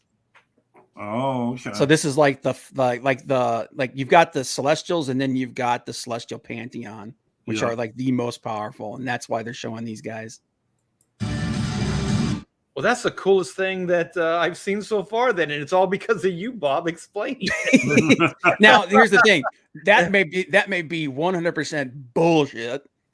But like the one on the right does look like the Living Tribunal because you got one face uncovered and you got the one face on the side that's covered. So I think that's correct. I think and the one behind him looks like the Watcher one. The one is, that's the Watcher. I think, and I definitely think that's Death. The other ones, that would make sense that that's Death. Yeah, the other ones, that's way better than even going to Olympus, man. Yeah. Those lightning effects are pretty killer, though. Yeah. Thor, Dayglow, and Thunder. Thor, 70s rock video. Yeah. Oh God! The Golden City, another Golden City. You got to get at least one more joke in there. I hate this part. Is this where he shows his butt? Yeah, this is where this is where it's like, let's make him even a bigger joke. Oh my gosh, that's Russell Crowe. Yeah, dude. Russell Crowe is we're a long way from Gladiator, man. Oh my gosh, you can't even recognize him. You can squeeze cheese out of his arms. Those girls are lovely, though. Yeah. Oh my gosh, you can't even recognize him. No. Look at how huge the rack is on the chick on the far right, the brunette. Oh yes. Like if you go back just a sec. Are you gonna take some inventory so you can bring this into this place? So look, the other girls are all thin, but like look at that giant rack that she's got hidden under there. Well, she's also slightly portly, so. But I think the portliness is mostly her rack. It's because her rack's pushing the dress out. Yeah. That and her waist is rather wide, but that's always a pleasant surprise. I'm over here looking at the redhead on the left, and he's over here looking at the dwarf on the right. Yeah. The best surprise is thinking the dwarf on the right. You're going out with the fat chick, and then you realize most of it is just her rack. Dude, she looks like she needs to be in a forge somewhere under a mountain. Which one? God. The one on the right. The one you're talking about. Oh my gosh. Oh yeah. That's fine by me. Why would you defend this? I would be working. Everything we've said is offensive. I mean, I would be working. It's all crap. I would be working that forge night and day. Michael says a high heat and a high flame go. Hey man, freaking dwarven women are built for comfort, not for speed. Well, Slave Girl's now gonna have a portly like lady in it now because I guarantee she's got a Scottish accent. Clint's getting some inspiration here. I think the little blonde cutie on the right side of nah, man, I want too thin. I want the fire crotch underneath right. you. Well, yeah, and then the one on the farthest left. Yeah. Yep. They look like they could be sisters. She looks dead. That's the Amber Heard of the group, man. She'll stab you after she's done. Amber Heard. The greatest nickname. She'll take a crap on you when she's done. Yeah. She'll take a crap on you. Yeah, man. You gotta get a pooping table. Oh, come on. He flings and he strips him naked? Yeah, which is this is stupid, man. No, that looks like it's CGI. Because like, geez. It's a little homoerotic. Yeah. It's a little homo something. God dang, dude's friggin'. I can't wait to see him play Hulk Hogan. Yeah. I want to watch him drop an elbow on somebody. The flying elbow. Oh my gosh. Say your prayers, eat your vitamins. This is the selling point right here, guys. Now here's the question. Are they gonna show this in the theater? I gotta imagine they're blurring out it's Disney. Oh my god, dude. That's why I was kind of surprised when they went for the full-on body shot. The full Monty. Yeah. God, why is Korg in so much of this movie? That's going to be, I mean, not that I want them to show it, but it's going to be weird having a section blurred out in a movie. Clint, it's okay, man. You can like it. It's okay, dude. Be true to yourself, man. I'm not showing up for Thor movies for dude ass. I'm just saying. You're showing up for fat chicks and bad actresses. No she judgment. Wasn't fat. No judgment. She had giant cans. Yeah, Marcus, that's true. He did the two movies back to back. Oh, he did Hogan in this. Yeah, the Hogan movie, which is why I'm like, did they put a bald cap on him or something? Well, and I'm sure he didn't want to have to maintain that like physique for much longer because like No, dude. He has his own like fitness studio and everything like that. No, 100%. I'm sure he does, but to just keep that that level, like of ask a jackness. bodybuilder after they get done with a show, they like lose mass and they because like that's that low level of body fat, and you can't maintain that for long periods of time. This is Chris Hemsworth here, man. We're talking about a god among men. Yeah, don't you dare ever disparage the fact that he can do whatever he wants. He'll still pass out if he doesn't get a sandwich. Who the hell is this Ezra Miller looking dude on the right? Oh, fucking Ezra Miller. And he faints too. Yeah. It's like, what? That's another classic Taika Waititi ha. Wait, so they're passing out because they're seen as dork? Yeah, I'm guessing. Oh my gosh. This is Asgardian doink. Sure. Yeah. And then the girls, of course. Oh gosh. That was an homage to E.T. Dude, this is 100% like have you ever seen any of those synthwave videos? Oh, like the background, the neon pink background and stuff like that's 100% what this is. He's stealing some of this. Who's that one where it's like a music video, but then the guy like fights like robots and dinosaurs in it? God, you know what I'm talking about? Yeah, he stole some of that vibe from that too. 100%.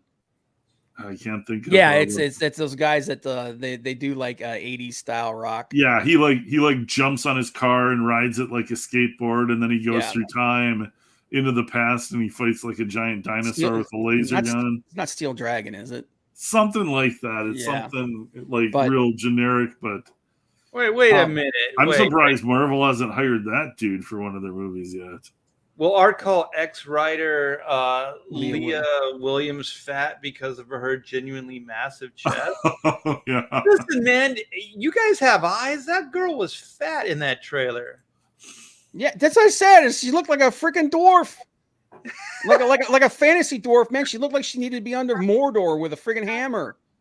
That would be funny. She's talking about potatoes. Didn't faint. Oh, Kung Fury. Yeah, Kung Fury. There's a picture. I got a picture of what Gore's supposed to look like. Kung Fury is pure gold. So this is what Gore's supposed to look like. Oh shit, that looks cool, man. He's creepy as hell, dude. Oh, he's got like some tentacles or something. Yeah, and then when he has the necro sword, it kind of does like a Venom kind of thing where it's like made out of like. Why is he standing like he's a ballerina or something? This is just the picture that the dude made. That pose is weird. Yeah, but he's I like this little arrow where his pecker should be. Like he's got like this semi-skeletal form where it's like he just looks like an emaciated god of death. No, dude, I like thick curvy woman. I'm just saying she looked like it was like, you know, you got 4 friggin' supermodels and then you got the friggin' pancake maiden. So it's like, you know, I always think, okay, strongly disagree. You can disagree all you want, man. She may have big knockers, but she got a big gut and a big belly to go with it. This is the thing that always cracks me up. This always cracks me up. We used to do this in the studio all the time at Hack Shack. Okay, like, why are you arguing for obviously the least beautiful woman in that lineup, right? She was the least beautiful woman. You have to admit that, right? No, I refuse. I mean, let's be. She's no Natalie Portman or Tessa Thompson. It's like the arguments. It's like, oh, a movie star, the most beautiful movie star. Who is it? Oh, it's like some girl on TV. It's like that's the most beautiful like movie star you can think of. You know, no. Man, you can have anyone. This is a fantasy. You don't have to settle for like what you could get. This is a fantasy. You could have those women, Clint. That's the woman you choose. Out of those 4 up there, yes. Oh my gosh! I would have enjoyed being suffocated between those. I'd choose Gore first. I'd choose Thor's man dog before that freaking chick. I'm being stupid, of course. Some of us like big gals. Hey, like I said, man. Hey, to each his own, man. The fat chicks need loving too. Yeah. They don't slip away that easily. There's just like you can just grab a hold. Stop! You're not. You gotta grab a hold. You gotta get something. You gotta have like the dimple in the hips, man. You hook onto them like a handlebar. What is that? The more cushion or for more the cushion? The bigger the cushion, sweeter the cushion. You know what I'm saying? Yeah, you guys. Well, somebody. Oh no, they brought up Steel Panther. I thought they brought up Spinal Tap. Oh, speaking of sweeter the cushion, they're making Steel Panther. That's it. Yep, Steel Panther. They're making a sequel to and I can never remember names. The sweeter the cushion, the bigger the cushion. Spinal Tap. Spinal Tap 2. Why? Yes. And they're because those guys need to make money and they got the license back from Michael McKean doesn't need to make money. He's the other guys do though. He's on friggin' Better Call Saul. Yeah, he is, but actually, I think didn't he die? He's still getting Lenny money. He's still getting Lenny. None of those guys got residuals back then, man. Oh, I don't know. You don't think Richie Cunningham's still getting some? Well, maybe. He's still around. Dude, he's 74 years old. Holy crap! Maybe the Fonz. Hey, Henry. Hey, don't you dare talk bad about Henry Winkler. He's one of the nicest guys in the world. Okay. So, yeah, I agree. 100%. Thick is different than fat. I didn't say she's thick, like a dwarven maiden. More pushing, better, or more pushing, better pushing. Better pushing. You God, know what I mean. We are 12 years old, if anybody was wondering. Kids in the Hall is back too. Okay. They'll bring everything back eventually. Because everything new sucks. That's pretty much what they have to do. Everything new sucks. They have to remake everything because there's nothing good new. Right. Okay, Amber Turd. Yeah, let's recast Aqua Man's Mera character. So the idea. Okay, so if anybody's been following the trial, even just a little bit, you know that the director. It's hilarious. Yeah, the director of Aquaman just took the stand and pretty much tore her apart. Yeah, zero chemistry with Jason. Yeah, so she had zero chemistry. That they pretty much edited the character like down to next to nothing in the movie. You know, all of this stuff. So I was thinking, okay, if you're going to go that far, right? And I don't know how this works as far as a trial. Like, if they mention you in the trial, then you can be subpoenaed to be a witness. Like, how does that work? Because like. If they mention you in the trial, they open up rebuttal. It allows the other person's lawyer to call that person to the stand to verify what has been said about them. Okay. So then the director is brought in, and because he wouldn't have done it unless he was subpoenaed and had to do it. There's no way he would. Because it wasn't the director; it was the president of Warner Bros. Yes. Oh, I thought it was the director. Okay. No, it was Walter Hamada.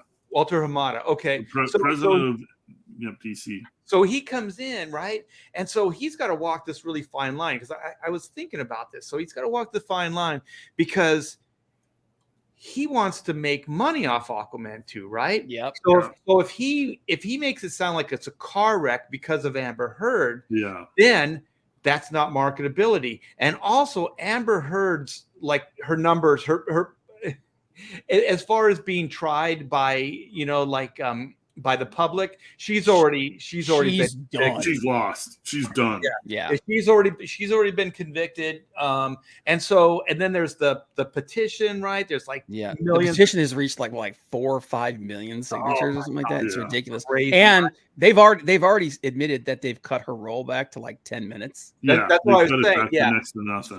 So then I was thinking, okay, this Walter Hamada goes in there. He says this. He still wants to make money off of Aquaman 2, right? Mm-hmm. And so then I just heard that they pushed back the release date on this to like next year, I think, something like that, right?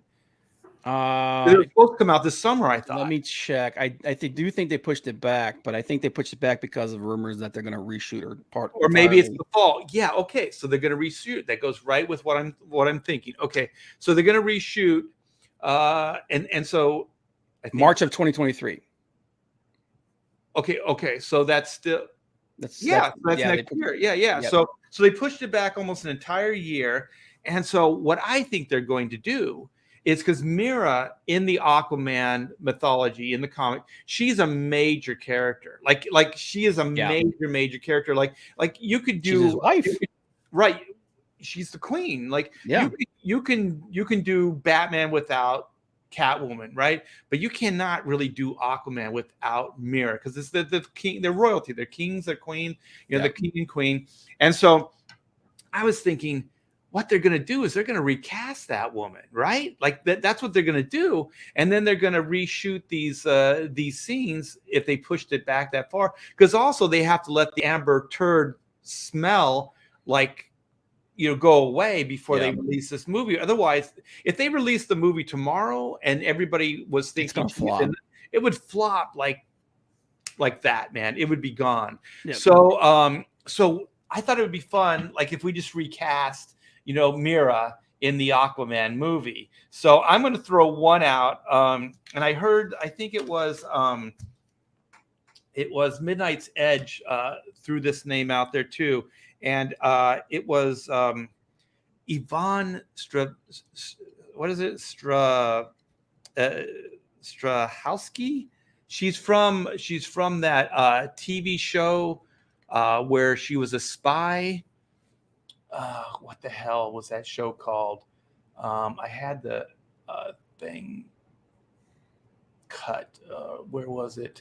It was the guy was the spy. He's the guy that's playing Captain Marvel now. Chuck. Yes, thank you. So my like that Chuck show. So yeah, she hasn't done anything in a while, and she's gorgeous. She's got a great sense of humor, and she's a way better actress. So I thought that she would play a good Mera. So then on that Midnight's Edge, they also said something like, what was it? Emilia Clarke? Emily, yeah, I've actually got a picture that somebody did of Emily Clarke done up as Mera. Okay. And let me share that. I can share that real quick. And dude, she looks pretty good. I gotta admit. Yeah, I like her much as an actress. Yeah, I'm a little. Yeah, they would have to. That's not her body though. That's still I think they took her head and her face and put it on what's in his body. Which like face wise, okay. But here's the thing: I don't think she's a very good actress. Yeah, I think it's still she's still on the fence for me. Yeah, you know, because she's had some juicy roles and just hasn't quite delivered. Willie Draw says clearly Lena Dunham is the only choice to play here. Oh my! The woman whose boobs look like dog noses. Oh, clearly. What is this? Queen Latifah. Queen Latifah, yeah. No, I don't think so. So who would you pick, Bob? Oh my god, dude. I don't know. Honestly, dude, it's like I'm looking at what everybody else is saying, and like I'm looking at pictures of this Yvonne Strahovski. She doesn't look bad, man. She looks pretty good. But that Yvonne, the girl from Chuck. Yeah, the girl from Chuck. Do you have an image of her? Yeah, give me 1 second. I had it saved, but I just let me get it. Let me get a good one. Okay. And then somebody also said Scarlett Johansson. She's getting old though. Yeah, and then somebody mentioned since what's her name from Guardians of the Galaxy isn't going to be in the next movie. The blue-faced girl. What's her name? Sister. Yeah, Amy Pond. What's her name? Karen Gillian. Yeah. She would make a good Mera as well. Here we go. So this is Yvonne. She's got my vote. Yeah. Oh yeah, and she's been around for a while. So the other person that they're all saying is who's the blonde chick who shows her tits in Euphoria all the time? I'm guessing she's going to get some good movie roles coming up. I haven't watched Euphoria. Clint just goes right for the joke. He just goes for the throat, man. Who's that chick that show? You show your tits in the movie, you get some movie roles. Was it the other chick was like Blake Lively, but I'm not a fan of that idea. No, I don't think she's that good of an actress. No, I just don't think she looks right because like here's her. Who's the chick from Northman? Oh, Nicole Kidman? No. Nicole Kidman, just a little bit past her prime. Yeah. Oh, Anna Taylor-Joy? Is this Blake Lively? This is Blake Lively. Nah. Yeah, I'm like a hard pass on that. Yeah. You guys, Amelia Clark? That's who a lot of people are saying. That. Yeah, that's the one I just showed. That and Queen Latifah. Let me find a good shot here. Anna Taylor-Joy. I got it right here. Yeah, this is a new name. Anna Taylor-Joy. Her face. Oh yeah, well, I think narrow, dude. I think she would be like the next Harley Quinn if they recast Harley Quinn. Look how narrow her face is, though, man. Yeah, but she's got the big eyes that are like. Well, put it up and then we can share it. Yeah, hang on, man. Let me see where is it. Here, I've got one. I got one. Here you go. Boom. There it is. Yeah, I mean her face looks like a friggin' doll. Oh God, no. Joy Behar. I'm gonna have nightmares now. Yeah, she has crazy eyes. That's a scary bitch. I shared one, Art. All right, please, let's watch that out. So is this the same? This is the chick who shows her tits on Euphoria. Okay.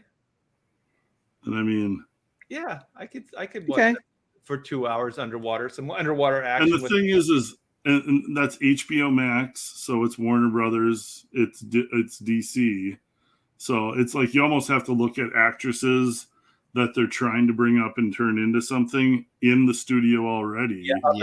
Yeah. So like that's how this business works. So like, well, if you're on an HBO Max show, you've got an opportunity to be on a DC movie. Right. And if you think about it, like it can't be that hard to replace Amber Heard. No. And like even if you cast her as a different character, it's like, who gives two shits about Mera? Oh, Amber Heard probably gives one shit about her. right on a bed. Yeah. Someone said Kate Upton. Kate Upton's been out of action for at least 3 or 4 years now. And she was a girl in her prime at like 23, 24. Yeah. But she also looked like a girl that could put on a ton of weight. Well, I would think she's like the 15 or the freshman 15, but you still have to have a woman of stature, especially to play against what's his name, as Aquaman. Yeah. And I think you have to have like a pretty badass looking body. I mean, like that you could believe that they would be able to fight. You know what I mean? And I think that Amber Turd did have that. The one that I was really surprised is the Wonder Woman chick. Gal Gadot. Yeah, like I didn't think that. I mean, she's got stature. She's tall. She's a big girl, but she doesn't seem to have that like really like muscular. She's thin. She's really not thin. athletic.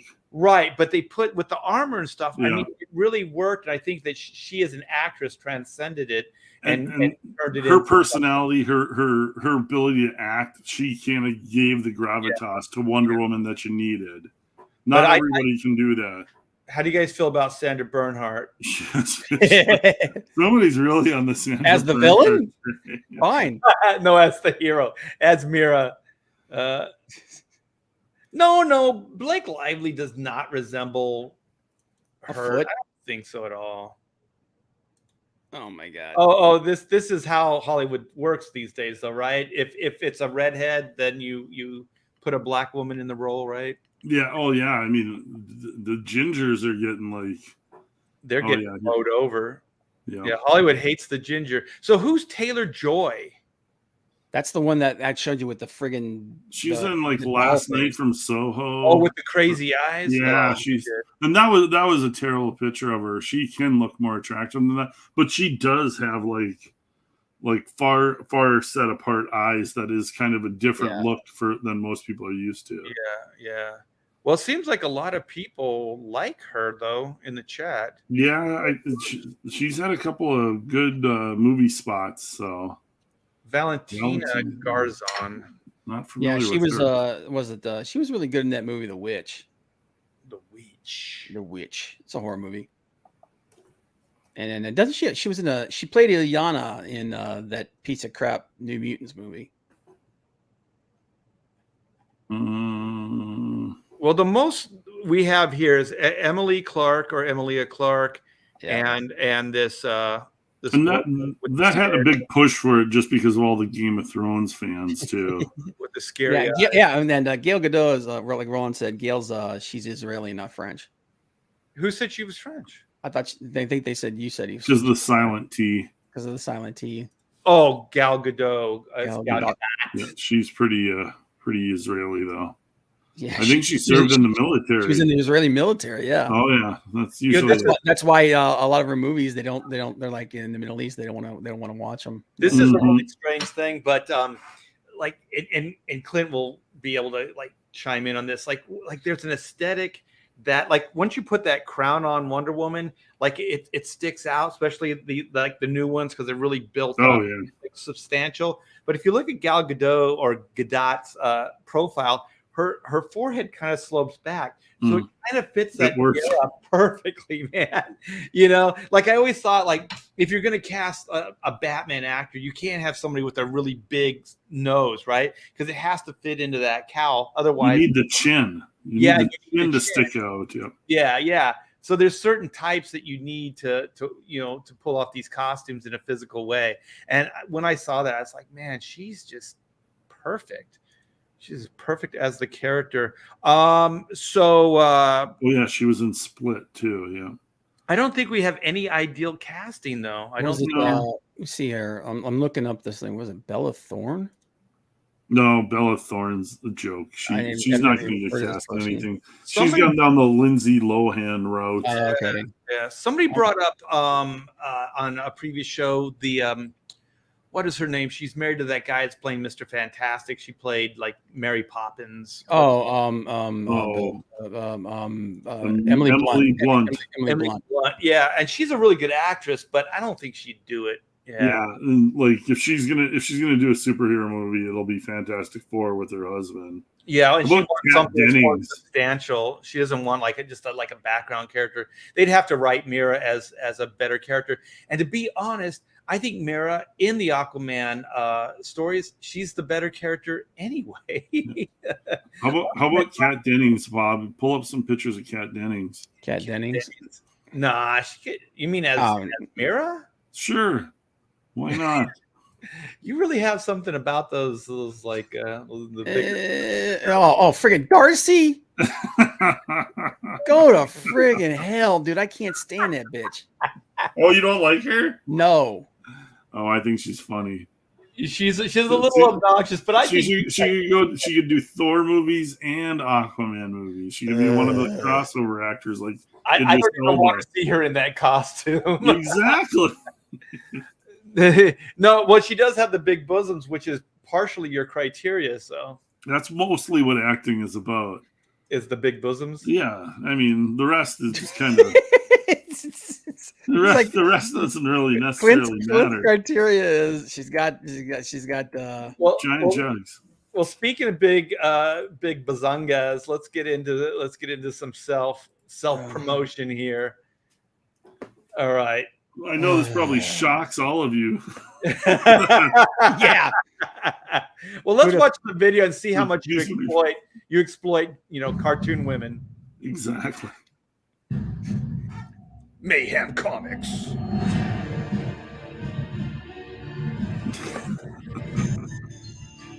A lonely slave girl is found.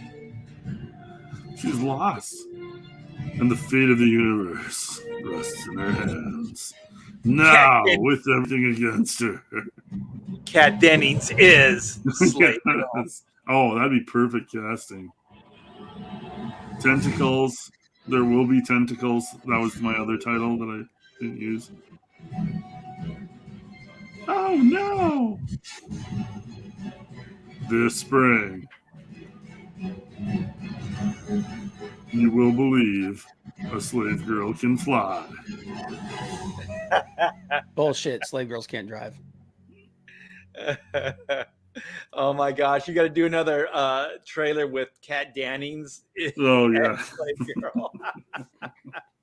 Kat Dennings is Slave Girl.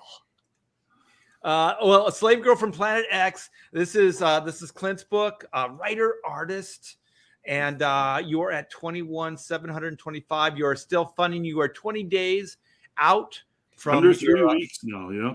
Yeah. And this is the final 30 days. So we will be closing out in 20 days. If you haven't had a chance to check it out yet, definitely stop by Indiegogo and click on the page.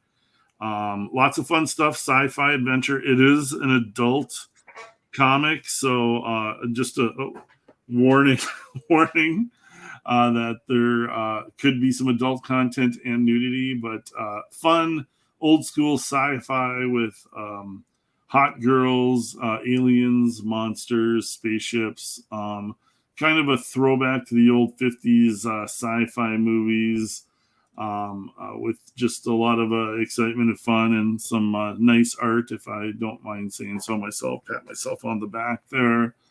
But yeah, I don't think I can scroll from here. I think art's in charge. Otherwise, I'd show you some more of the artwork down below. But 48-page full color book.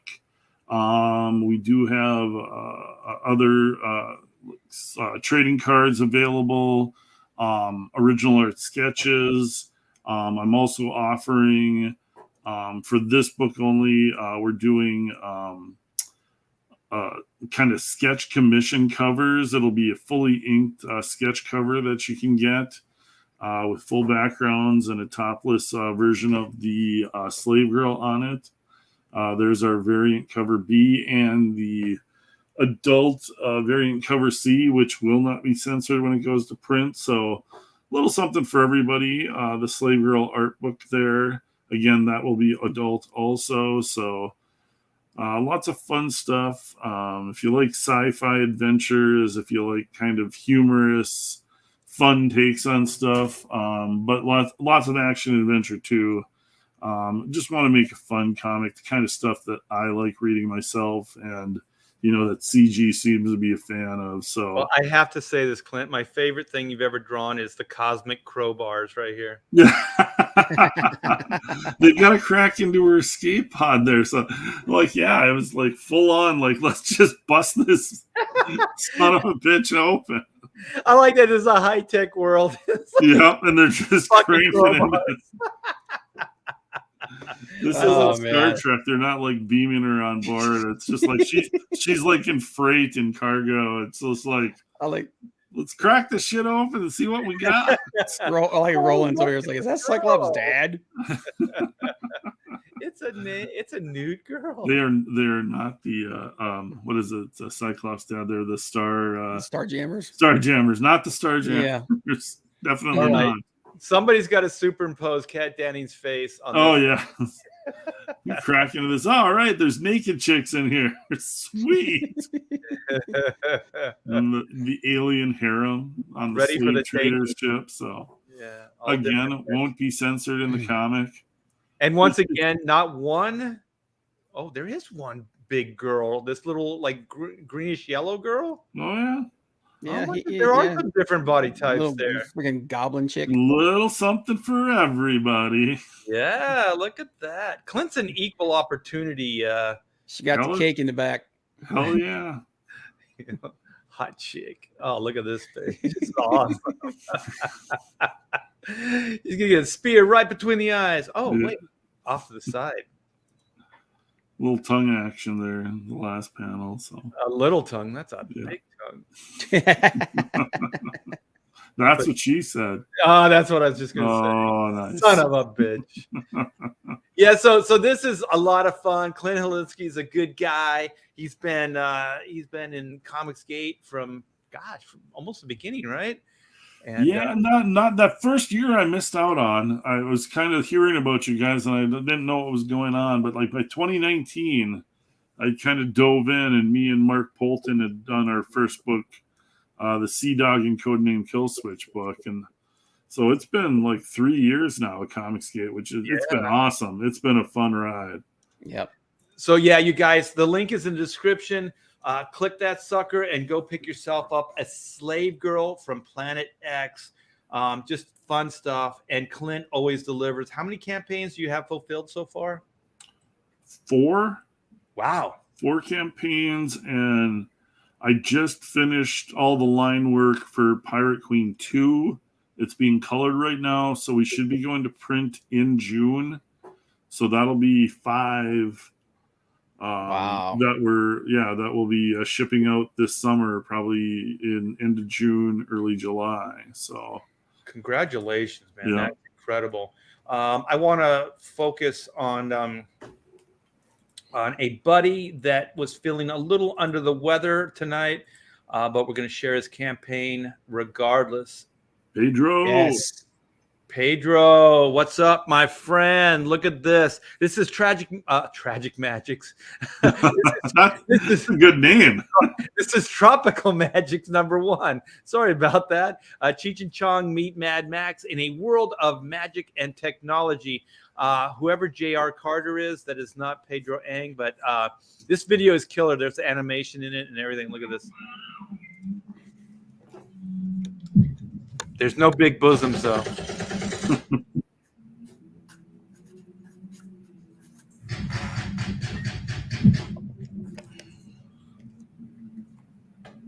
They were monsters all along. God, Pedro's so freaking cool. Look at this shit. Yeah, this is crazy good.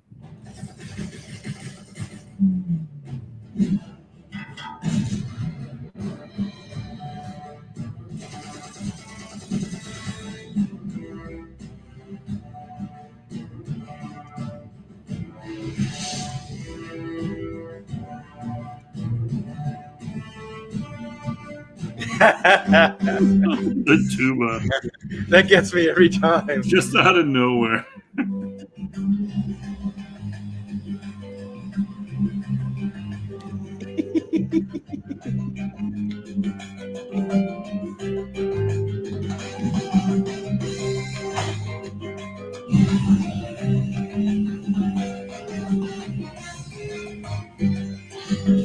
It's a great design.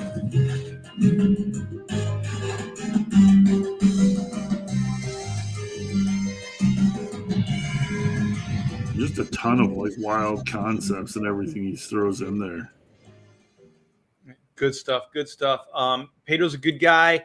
I am working on a variant cover right now that I'm inking over Pedro. So I should have that done in a week or so. And so, yeah, the link for Tropical Magics is in the description. And it is a 72-page book. And from what it is completely drawn. It's ready to go. I think the only thing he's really waiting for is my cover. Get on it, man.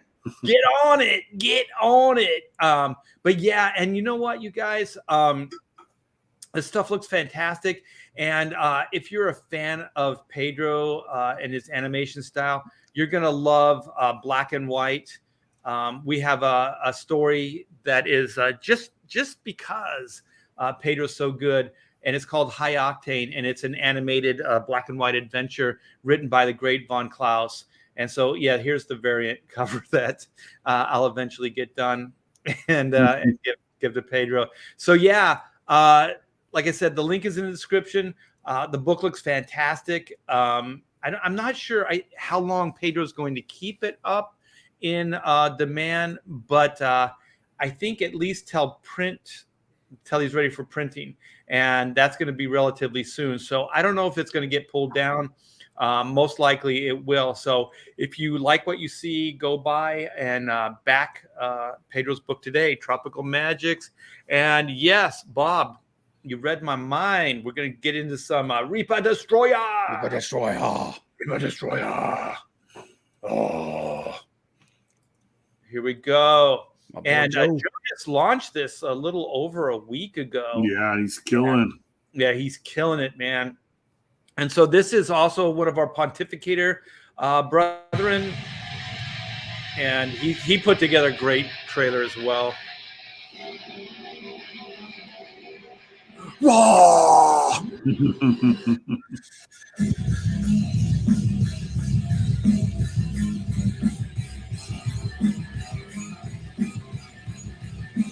This trailer will melt your face off. Oh, oh.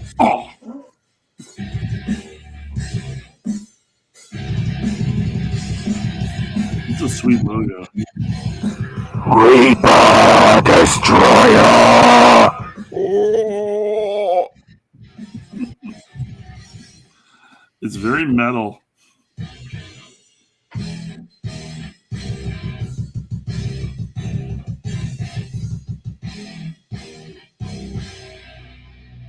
So metal, you need a tetanus shot. That's badass right there.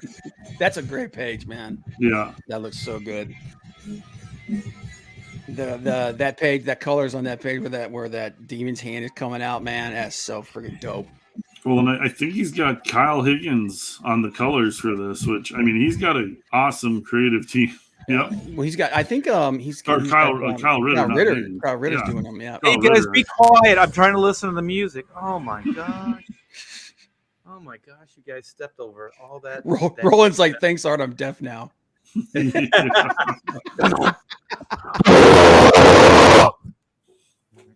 Reaper Destroyer. Okay, yeah, this is like 9 or 10 days up. This is Joe M. Sontag. Action, sci-fi, adventure that captures everything about the dark heroes of the 90s. So this is Reaper Destroyer, issue 1. The team he's put together is the Team Supreme, man. This is Matt Banning and Joe Weems on inks. He's got Mark Polton, who Clint knows is a good guy, good writer. Yep, actually, I worked with Mark as well on Hawkman. Oh yeah, you did. Yep. Yeah, Mark gets around, man. He's a whore. And Mark's CG through and through. And he's a whore.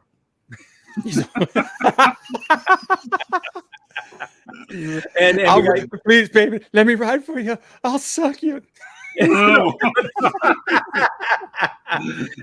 Yeah, and we got somebody named Kyle Ritter. I don't know what he's done. Yeah, and then we got some guy frog named book. Eric Weathers. He does lettering. I guess he's pretty good. Now those guys are really He's really obsessed good. with the Wizard of Oz. Yeah. Oh, that book looks great. That book looks so good. So yeah, here's the wraparound. Waiting for some inks. Here's some of the variants. This is Shelby Roberts. Nice. And, that Shelby piece was dope.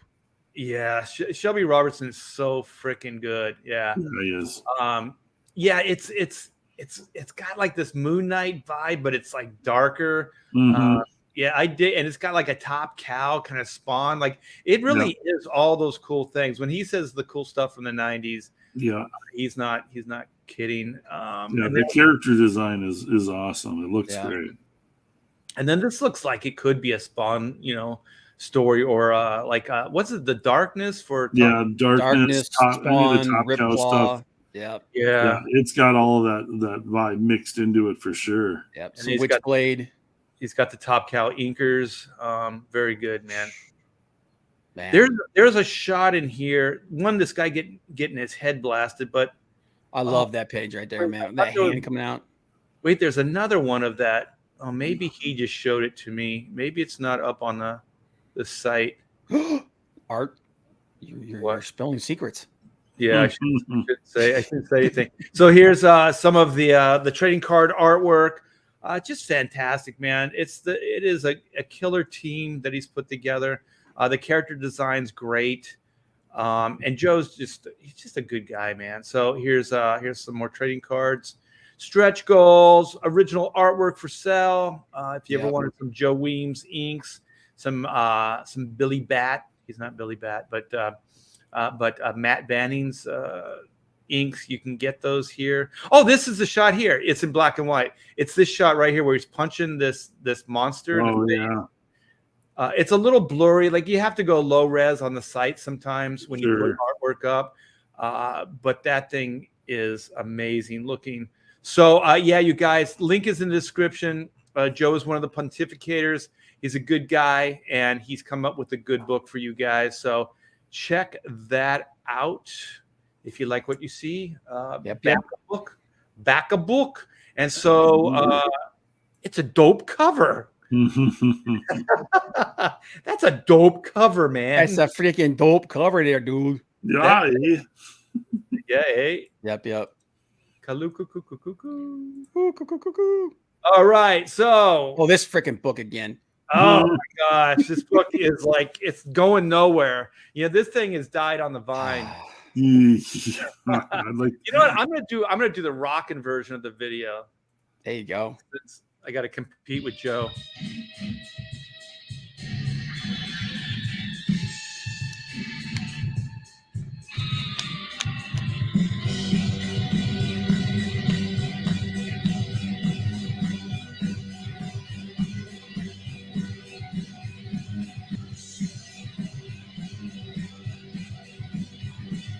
In a world.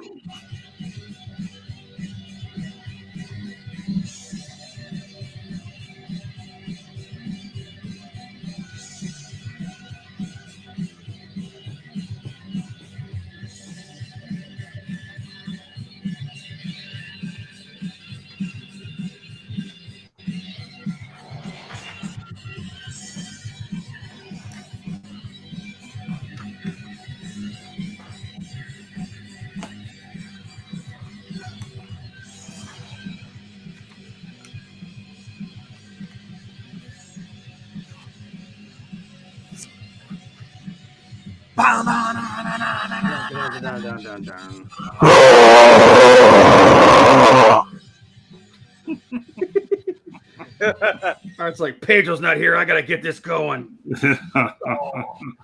Name that tune. We need that guitar. Yeah, dude. We missed your axe.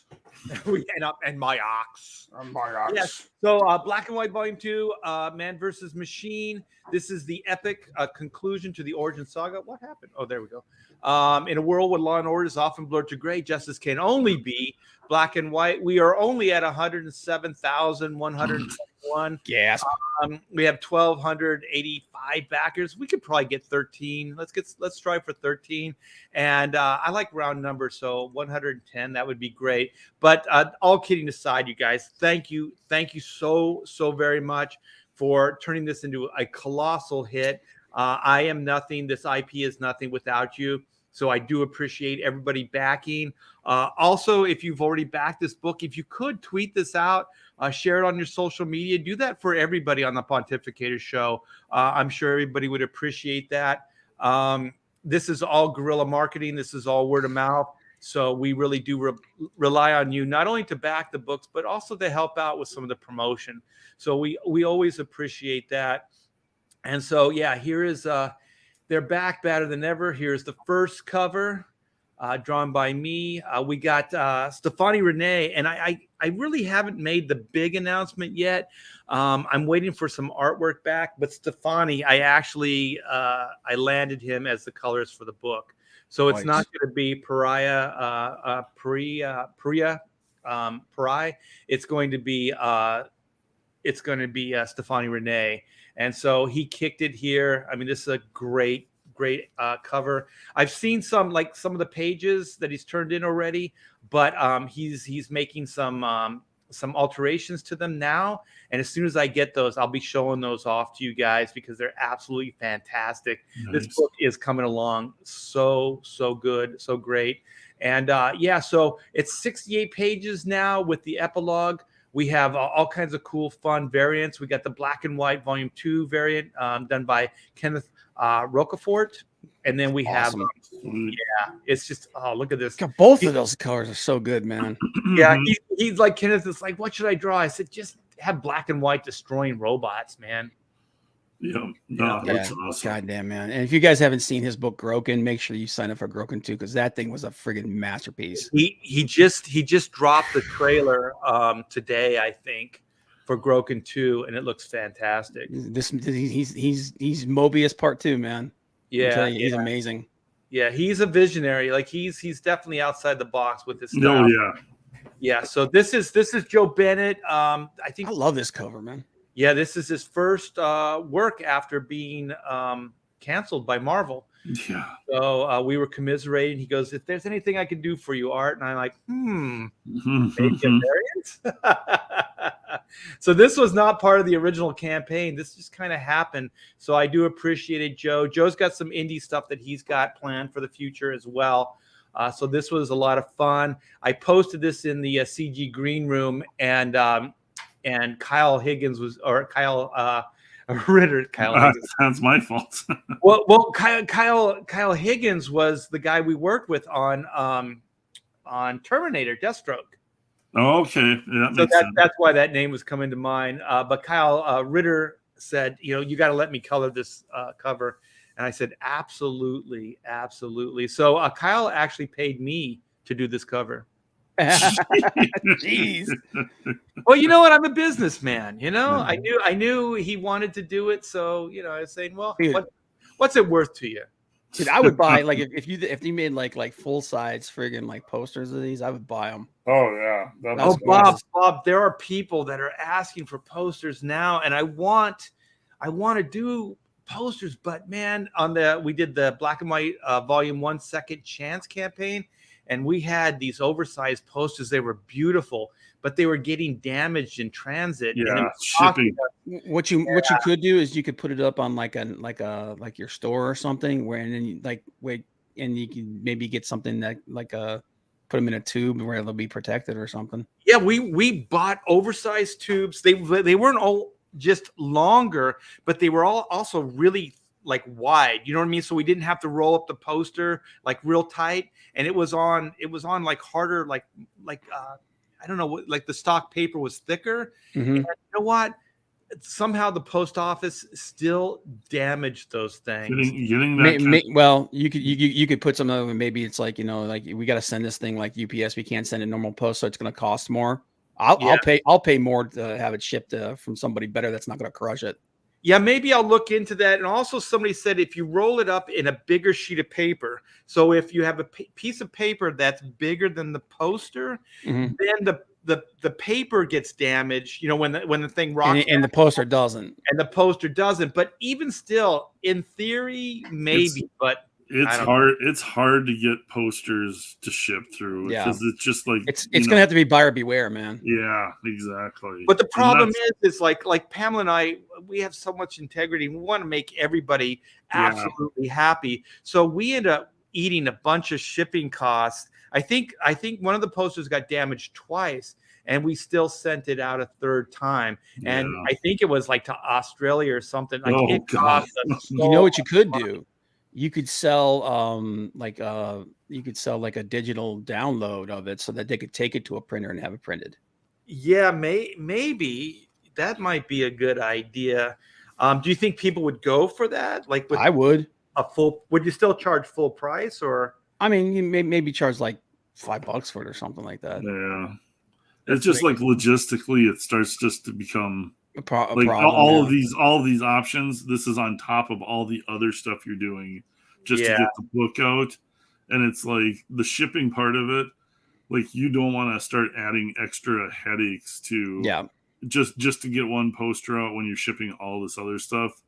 Yeah, as cool as it would be to get the posters, it just becomes kind of too much to do one extra thing. Yeah, it's problematic, and this is already a pretty big campaign. We got T-shirts, and we got a bazillion stretch goals that we have to get manufactured and figure out how to pack all that stuff. So here's the high octane adventure I was talking about with Von Klaus and Pedro Eng.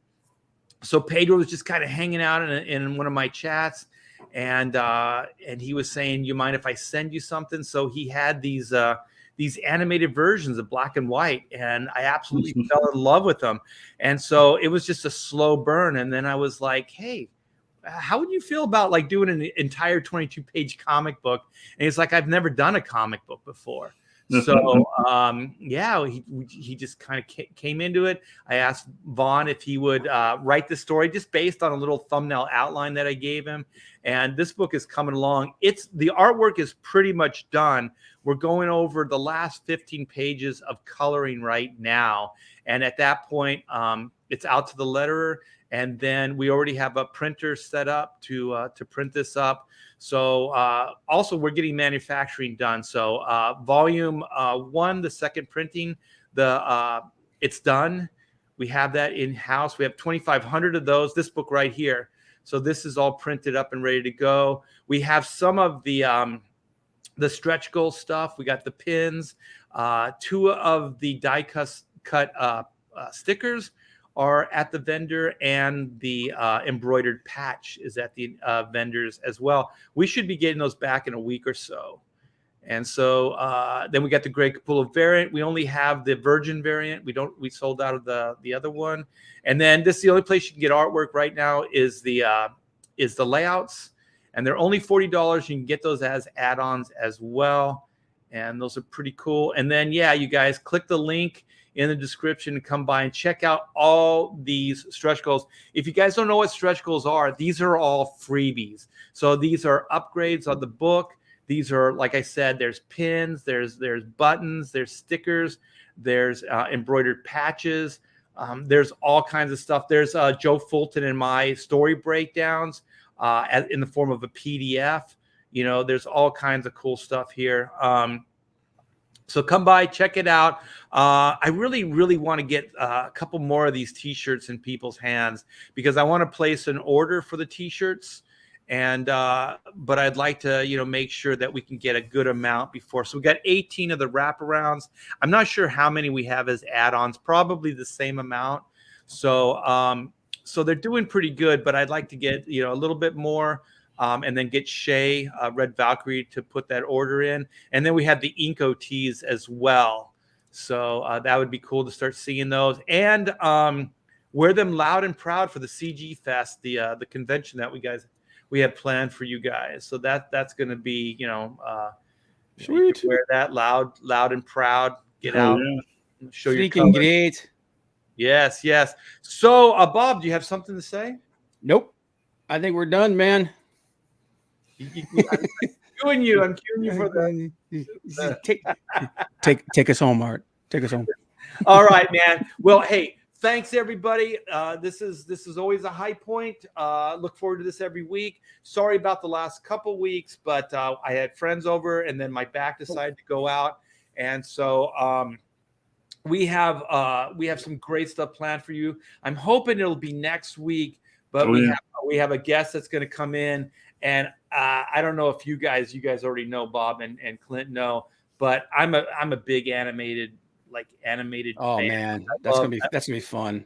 It's gonna be absolutely amazing. So this guy's a big heavy hitter, and we'll get to hang out with him for at least an hour. So I'm hoping that we can make that happen for next week, and I hope Pedro's feeling a little bit better, and we'll have him back on. And then Joe had some stuff he needed to attend to, like family matters. So hopefully we'll have him back next week as well. And you know what? We can do these shows without Todd Mulrooney. So screw Todd. Real quick, Roland wants to know he linked to send you some stuff. He's got some jerk comic interviews that he did.